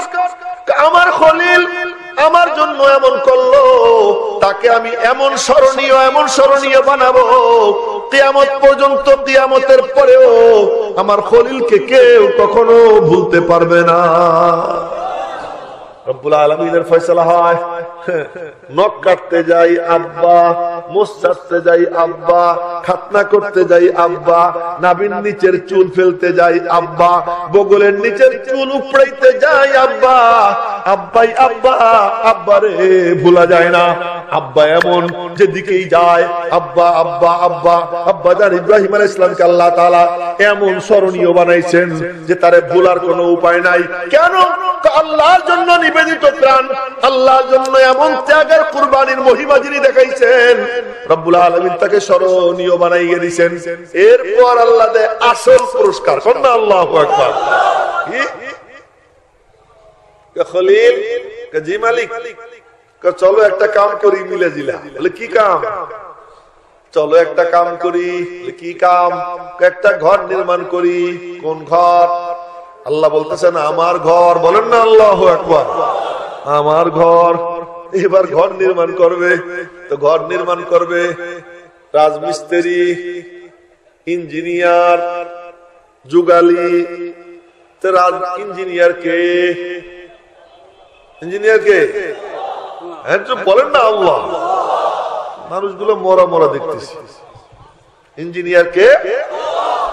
রাজমিস্ত্রি খলিলুল্লাহ। হ্যাঁ, ইঞ্জিনিয়ার আল্লাহ, রাজমিস্ত্রি খলিলুল্লাহ। যুগালি জবিহুল্লাহ, নির্মাণ হবে বাইতুল্লাহ। কি চমৎকার! ইঞ্জিনিয়ার আল্লাহ, রাজমিস্ত্রি খলিলুল্লাহ, যুগালি জবিহুল্লাহ, নির্মাণ হবে বাইতুল্লাহ। এবার রব্বুল আলামিনের হুকুম হয়, যাও ঘর নির্মাণ করো। জায়গা চিহ্নিত করে দেওয়া হয়, ওখানে যাও, মাটি খোঁড়ো, ভিত্তি পাবা, তার উপরে বানাও। আব্বা জান বানাবেন, মই দরকার, চঙ্গ দরকার, সিঁড়ি দরকার। রব্বুল আলামিনের পক্ষ থেকে বলা হয়, মাহবুবাম ও আমার খলিল, ওই দুনিয়ার প্রযুক্তিবিদদের প্রযুক্তির যেখানে শেষ, আমি মাওলার কুদরতের সেখান থেকে শুরু। ওদের গুলো হ্যাং হয়, আমারটা হ্যাং হবে না। আল্লাহু আকবার। ওদের গুলো হ্যাং হয়ে যায়, ওদের লিফট। মদিনা শরীফে একবার আমার বন্ধু মওলানা আফসারুজ্জামান কাসেমি, আরে আমার বন্ধু ওই বনশ্রীর শাহিন ভাই, আমরা একসঙ্গে হজে ছিলাম মদিনা শরীফ। তো বাসার থেকে নিচে নামবো, তা আমি তো এখন একটু দুর্বল হয়ে গেছি, আগে বেশ শক্তিশালী ছিলাম। তো সিঁড়ি বাইয়ে উঠতাম, সিঁড়ি বাইয়ে নামতাম বেশিরভাগ। তো লিফটের জন্য দাঁড়াই রয়েছে মোটা মানুষ, আমি তো সিঁড়ি দিয়ে নেমে গেছি। সিঁড়ি দিয়ে নেমে নিচে বসে রয়েছি, আর আসে না। বেশ কিছুক্ষণ পরে তারপরে দেখি আসছে, এখন দেখি সারা শরীর ঘাম। কি ব্যাপার? লিফট আটকে গেছিল, আর লিফটে উঠবো না, ভয় পেয়ে গেছে। তো তোমাদের প্রযুক্তি হ্যাং হয়ে যায়, আমার মাওলার প্রযুক্তি হ্যাং হয় না। রব্বুল আলামিনের প্রযুক্তি, এখানে কোনো জ্যাম লাগে না। এই যে আমার আজকের এই মোবাইল অনেকে ফোন করছে, ভিতর দিয়ে আসছে তো ওই আপনার কি বলে, কি একটা জায়গা হইয়া ঘোড়াশালের রোড দিয়ে আসছি, ভিতর দিয়া। এখন দেখি ফোন করতেছে, আমি হ্যালো কই, কিচ্ছু আমিও শুনি না, আল্লাহ তাআলা সে শুনে কিছু না। অন্তত 8-10টা ফোন এমন হয়ে গেল। তোমাদের প্রযুক্তি হ্যাং হয়, আমার মাওলার প্রযুক্তি হ্যাং হয় না। রব্বুল আলামিনের পক্ষ থেকে বলা হয়, আমি তোমাকে দিচ্ছি লিফট, নাও, এই লিফটে চড়ে তুমি বানাও। আল্লাহর পক্ষ থেকে জান্নাত থেকে এক পাথর আসে, ওই পাথরে আব্বা দাঁড়াইছেন, আব্বা জানের কদম, আব্বা জানের পা ওই পাথরের মধ্যে গাইড়ে গেছে। চিন্তা করতেছে, সুবহানাল্লাহ বলবো কি বলবো? পাথরের মধ্যে পাঠাইবে যায়, সুবহানাল্লাহ বলতে চিন্তা করে না। জোরে বলেন না সুবহানাল্লাহ। পাথরের মধ্যে পাঠাইবে গেছে। তাহলে আমরা কেমন? আমরা যে ধর্মের দিকে ডাকি, এই ধর্মের যে পিতা, সেই মিল্লাতের পিতা, যে সেই মিল্লাতের পিতার কদম মুবারক আজও পর্যন্ত আল্লাহ পাক সংরক্ষণ করে রেখে দিয়েছে। আমরা কোনো দানাই পানাই কথা বলি না, যা বলি বাস্তব। আল্লাহ আল্লাহ, আমরা যে জান্নাতের কথা বলি, ওই জান্নাতও আল্লাহ দুনিয়াতে দেখার ব্যবস্থা করে দিয়েছে। মনে হয় যেন কবরের থেকে আওয়াজ আসে। জান্নাত আল্লাহ দুনিয়াতে দেখার ব্যবস্থা করে দিয়েছে।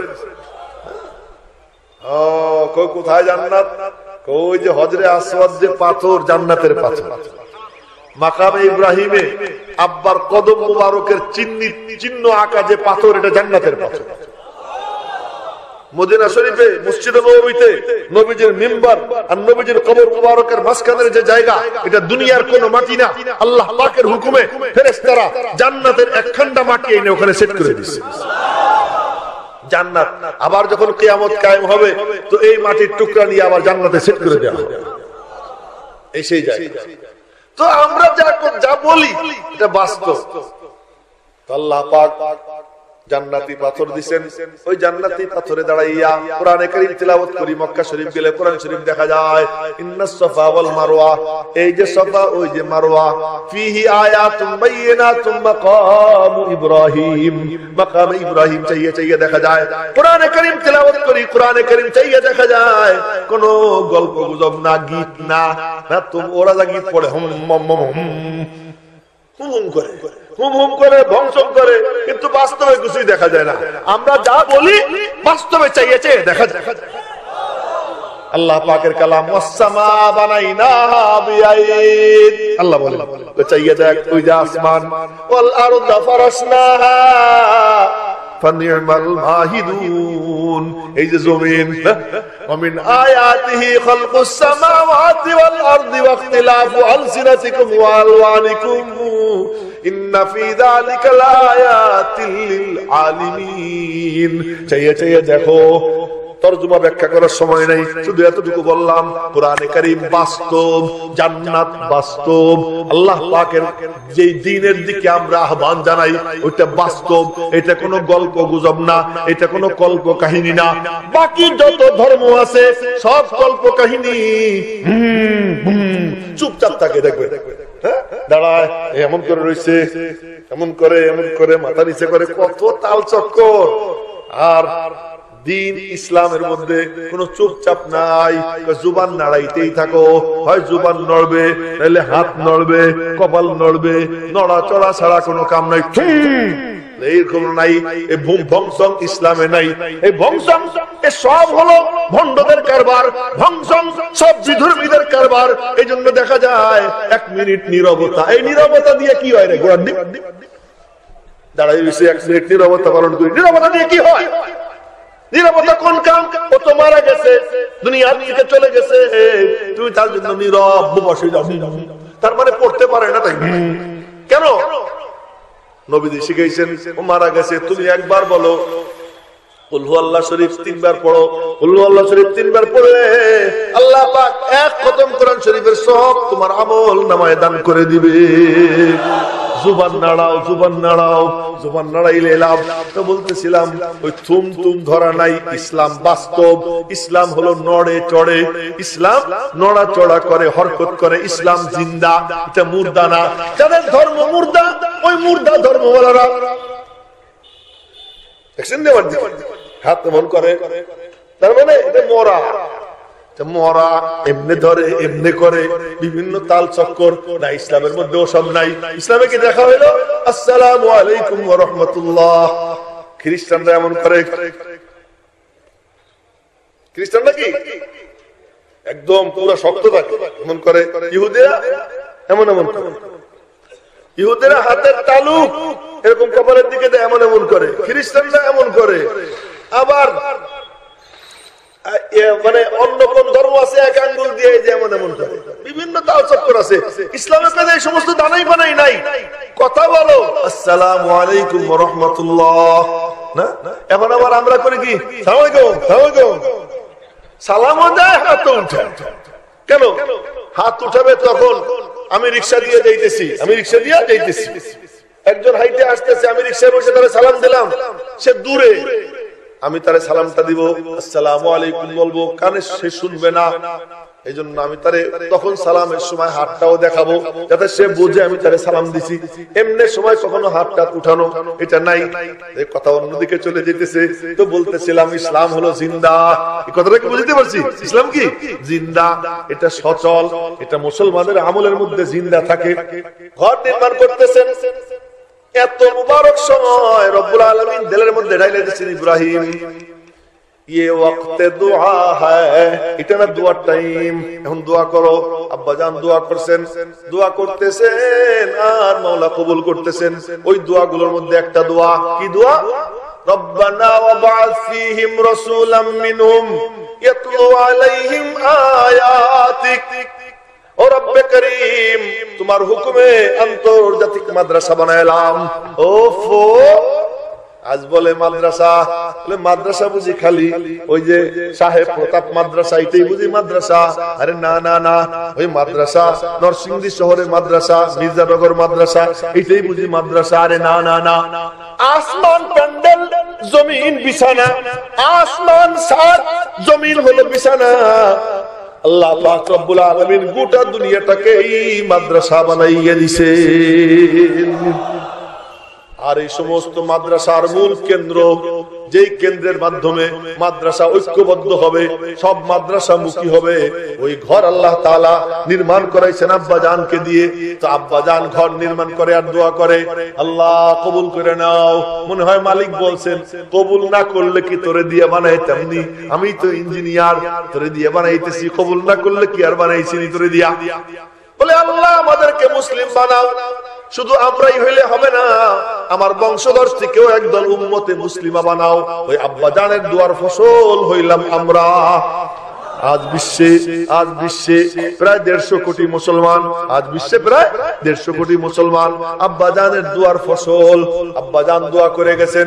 খালি কি দোয়া করছেন নি, কি আল্লাহ আমার পোলাপানরা আসবে, এই ঘরের তওয়াফ করবে, তো ঘরের তওয়াফ করতে গিয়ে যদি উল্টা পাল্টা করে ফেলায়, আমি ওদের বাপ হয়ে তোমার কাছে অগ্রিম ক্ষমা চাইয়া নিলাম।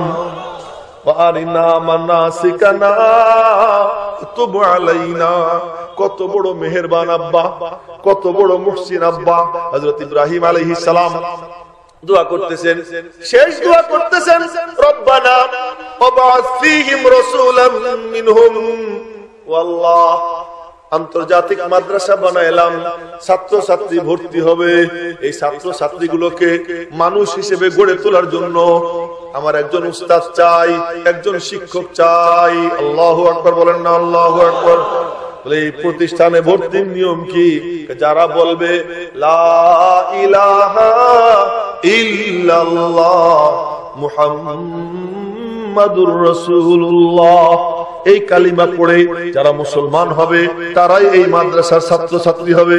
আমরা মনে করি কি যে মাদ্রাসা বুঝি খালি এখানে যারা ভর্তি হয়। আরে তুমি খেতে কাম করো, তুমিও মাদ্রাসার ছাত্র, তুমি রাজনীতিবিদ, তুমিও মাদ্রাসার ছাত্র। যদি মাদ্রাসার ছাত্র হিসেবে নিজেকে স্বীকার কইরা ওই ছাত্র হিসেবে তোমার যে সবক নেওয়ার ওই সবক যদি না নাও, তোমার কিন্তু কপাল পুড়ে যাবে।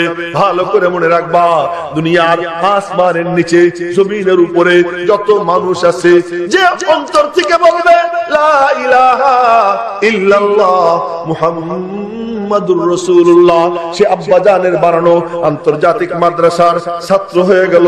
ওই ছাত্রের এখন দায়িত্ব কি? পড়াশোনা করা। সেই পড়াশোনা কোথায়, কোন জায়গা যাবে পড়াশোনা করতে? আব্বাজান দোয়া করতেছেন, আল্লাহ ওয়াবআথ ফীহিম রাসূলাম মিনহুম, ওদের মধ্যে পাঠাও, এই উম্মতে মুসলিমার মাঝে পাঠাও ওদের মধ্যে থেকে একজন রাসূল। যে রাসূল কি হবে? তার কাম ইউআল্লিমুহুম ইয়াতলু আলাইহিম আয়াতিক, এক নম্বর কাম কোরআনে কারীমের আয়াত তিলাওয়াত করে করে শোনাবে।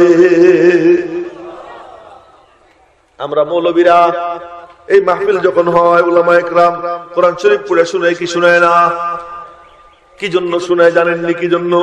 কোরআনে কারীম তেলাওয়াত করে শোনাও, দিলের ময়লা পরিষ্কার হবে, দর দেওয়ান নুরানি হবে, জায়গা নুরানি হবে। কোরআনে কারীমের তেলাওয়াত যখন হয়, আল্লাহ পাক পুরো এলাকাকে নুরানি বানাইয়া দেয়। দিলের ময়লা পরিষ্কার হয়। ইয়াতলু আলাইহিম আয়াতিক, তোমার আয়াত তিলাওয়াত করে করে শোনাবে। এক নম্বর ওয়া ইউআল্লিমুহুমুল কিতাব, এবং তোমার এই কিতাবের মধ্যে করণীয় বর্জনীয় যা কিছু তোমার পক্ষ থেকে বিধি বিধান, এই সব কিছু তাদেরকে খুইলা খুইলা বুঝাইয়া শিক্ষা দিবে। মুআল্লিম সে কি করবে? তালিম দিবে। ওয়াল হিকমা, শুধু বুঝাবে তাই না, টিভির পর্দায় দাঁড়াইয়া বুঝায় কিন্তু আমল করে না। এমন না, ওয়াল হিকমা শুধু বুঝাবে না, নিজে আমল কইরা দেখাবে। ওয়াল হিকমা নমুনা দেখাবে, ব্যাখ্যা করার সময় নেই, নমুনা দেখাবে। উলামা ইকরাম নমুনা দেখায়, টুপি সুন্নত মাথায় দিয়ে দেখাই, পাঞ্জাবি সুন্নত পইরা দেখাই, পাগড়ি সুন্নত ওই যে পইরা দেখায়, সুন্নত পইরা দেখায়। মেরে মুহতারাম ভাইও, টাকনুর উপরে কাপড় পরা জরুরি, এটা পইরা দেখায়। নিসফে সাক পাঞ্জাবি পরা জরুরি, পইরা দেখায়, আমল কইরা দেখায়। একে বলে হিকমত। ওয়া ইউআল্লিমুহুমুল কিতাব ওয়াল হিকমা, হিকমত মানে দর্শন ফলসফা না, হিকমত মানে যা কিছু আল্লাহর পক্ষ থেকে কোরআনে কারীমে দেয়া হয়েছে ওইটার আমলি নমুনা নবীজি নিজে দেখাইয়া দিতেন। ওয়াইউআল্লিমুহুমুল কিতাব ওয়াল হিকমা ওয়া ইউযাক্কিহিম, ইসলামের তালিম সিনার মধ্যে নেওয়ার যোগ্যতা যদি না থাকে নিতে পারবে না। যোগ্যতার জন্য অন্তর প্রস্তুত করতে হয়।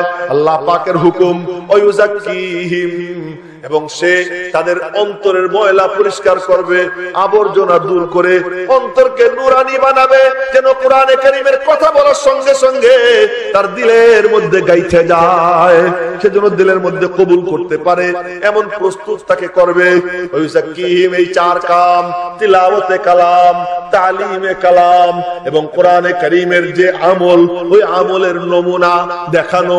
4 নম্বর আত্মশুদ্ধি, তাদের অন্তর পবিত্র করবে। এই উলামায়ে কেরামের কাম, একদল খানকা নিয়ে বসা আত্মশুদ্ধির কাজ, একদল হেফজখানা নিয়ে বসা কোরআনে কারীমের তিলাওয়াত করে করে শোনায়, একদল আলেম উলামা যারা তাফসীর করে ব্যাখ্যা বিশ্লেষণ করে মানুষকে বুঝায়। মেরে মুহতারাম ভাইও, এবং এই আলেমরাই সবাই মিলা সব আমল সবাই পারে না, কেউ পাগড়ি পারে, কেউ পারে না। আবার ওই যে একজন মাথায় পাগড়ি রাখছে, কোন সময় খুলে না, একদল পাগড়ি পরবে, একদল টুপি পরবে, টুপির সুন্নত একদল দেখায়, পাগড়ির সুন্নত একদল দেখায়। নবীজির আমলগুলো উলামায়ে কেরাম ভাগ করে নিয়া এই আমলি নমুনাও উম্মতকে উলামায়ে কেরাম দেখাইয়া দেয়। তিলাওয়াতে কালাম, তালিমে কালাম, আমলি নমুনার প্রদর্শনী এবং আত্মশুদ্ধি। খানকা নিয়ে বসে গেছেন একদল আলেম ওলামা, যারা কি করেন, মানুষের আত্মশুদ্ধির ফিকির করেন। সন্দীপের বিশ্বাস হুজুর রহমাতুল্লাহ আলাইহি ছিলেন, এখন অনেক বুজুর্গরা আছেন যারা খানকা নিয়ে বসা মানুষের দিলের ময়লা পরিষ্কার করেন। এই মাদ্রাসায় যারা ভর্তি না হয়, ভালো করে মনে রাখবেন, মির্জানগর মাদ্রাসায় ভর্তি না হইলে সমস্যা নাই, তার জাহান্নামে যাইতে হবে না, জান্নাতে যাওয়া ঠেকবে না। কিন্তু আন্তর্জাতিক মাদ্রাসা, যে মাদ্রাসার উস্তাদ হলেন নবীজি মুআল্লিম এবং নবীজির ওয়ারিস উলামায়ে কেরাম, বর্তমানে সারা দুনিয়ার সমস্ত মুসলমানদের উস্তাদ। আজ আমি এখানে বসা আপনাদের সামনে বয়ান করতেছি, আপনারা সব ছাত্র, আমি উস্তাদ। এই আল মুঈন ফাউন্ডেশনের আলেম ওলামা, এরা অত্র অঞ্চলের মুসলমানদের জন্য উস্তাদ, তারা হলো ছাত্র, যারা উলামায়ে কেরাম থেকে দ্বীনের সবক নিবে, আমলের সবক নিবে, আখলাকের সবক নিবে। ভক্সা রাজনীতিবিদ ওই রাজনীতি দিয়া কোনদিন জান্নাতের চেহারাও দেখতে পাবে না, ওই রাজনীতি দিয়া সে কোনো বেড়া পার হইতে পারবে না।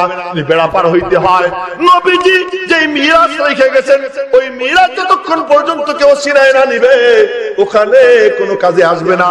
আর ওই মিরাজ উলামায়ে কেরামের কাছে জমা। এই জন্য উলামায়ে কেরাম আমাদের সমাজের মানুষের জন্য আল্লাহর সঙ্গে সম্পর্ক করার মাধ্যম। এই জন্য আল মুঈন ফাউন্ডেশন কর্তৃক আয়োজিত আজকের তাফসীরুল কোরআন মাহফিলের যারা আয়োজক, ওই উলামায়ে কেরামকে আমি অভিনন্দন জানাই, তাদেরকে মোবারকবাদ জানাই এমন আয়োজন করার জন্য। এবং আপনাদেরকে আমি অন্তরের অন্তঃস্থল থেকে সাধুবাদ জানাই যে আপনারা সবাই স্বতঃস্ফূর্তভাবে এখানে আসছেন। আমি যে কয়টা কথা বললাম, মূল একটাই কথা, তা হলো আমরা আলেমদের কাছে নিজেদেরকে সমর্পণ করব ছাত্র হিসেবে। যে আমি ছাত্র, আমি আপনার কাছে দ্বীন চাই, আমি আপনার কাছে জাহান্নাম থেকে বাঁচার উপায় কি, জান্নাতে যাওয়ার উপায় কি, এটা আপনার কাছে আমি ভিক্ষা চাই।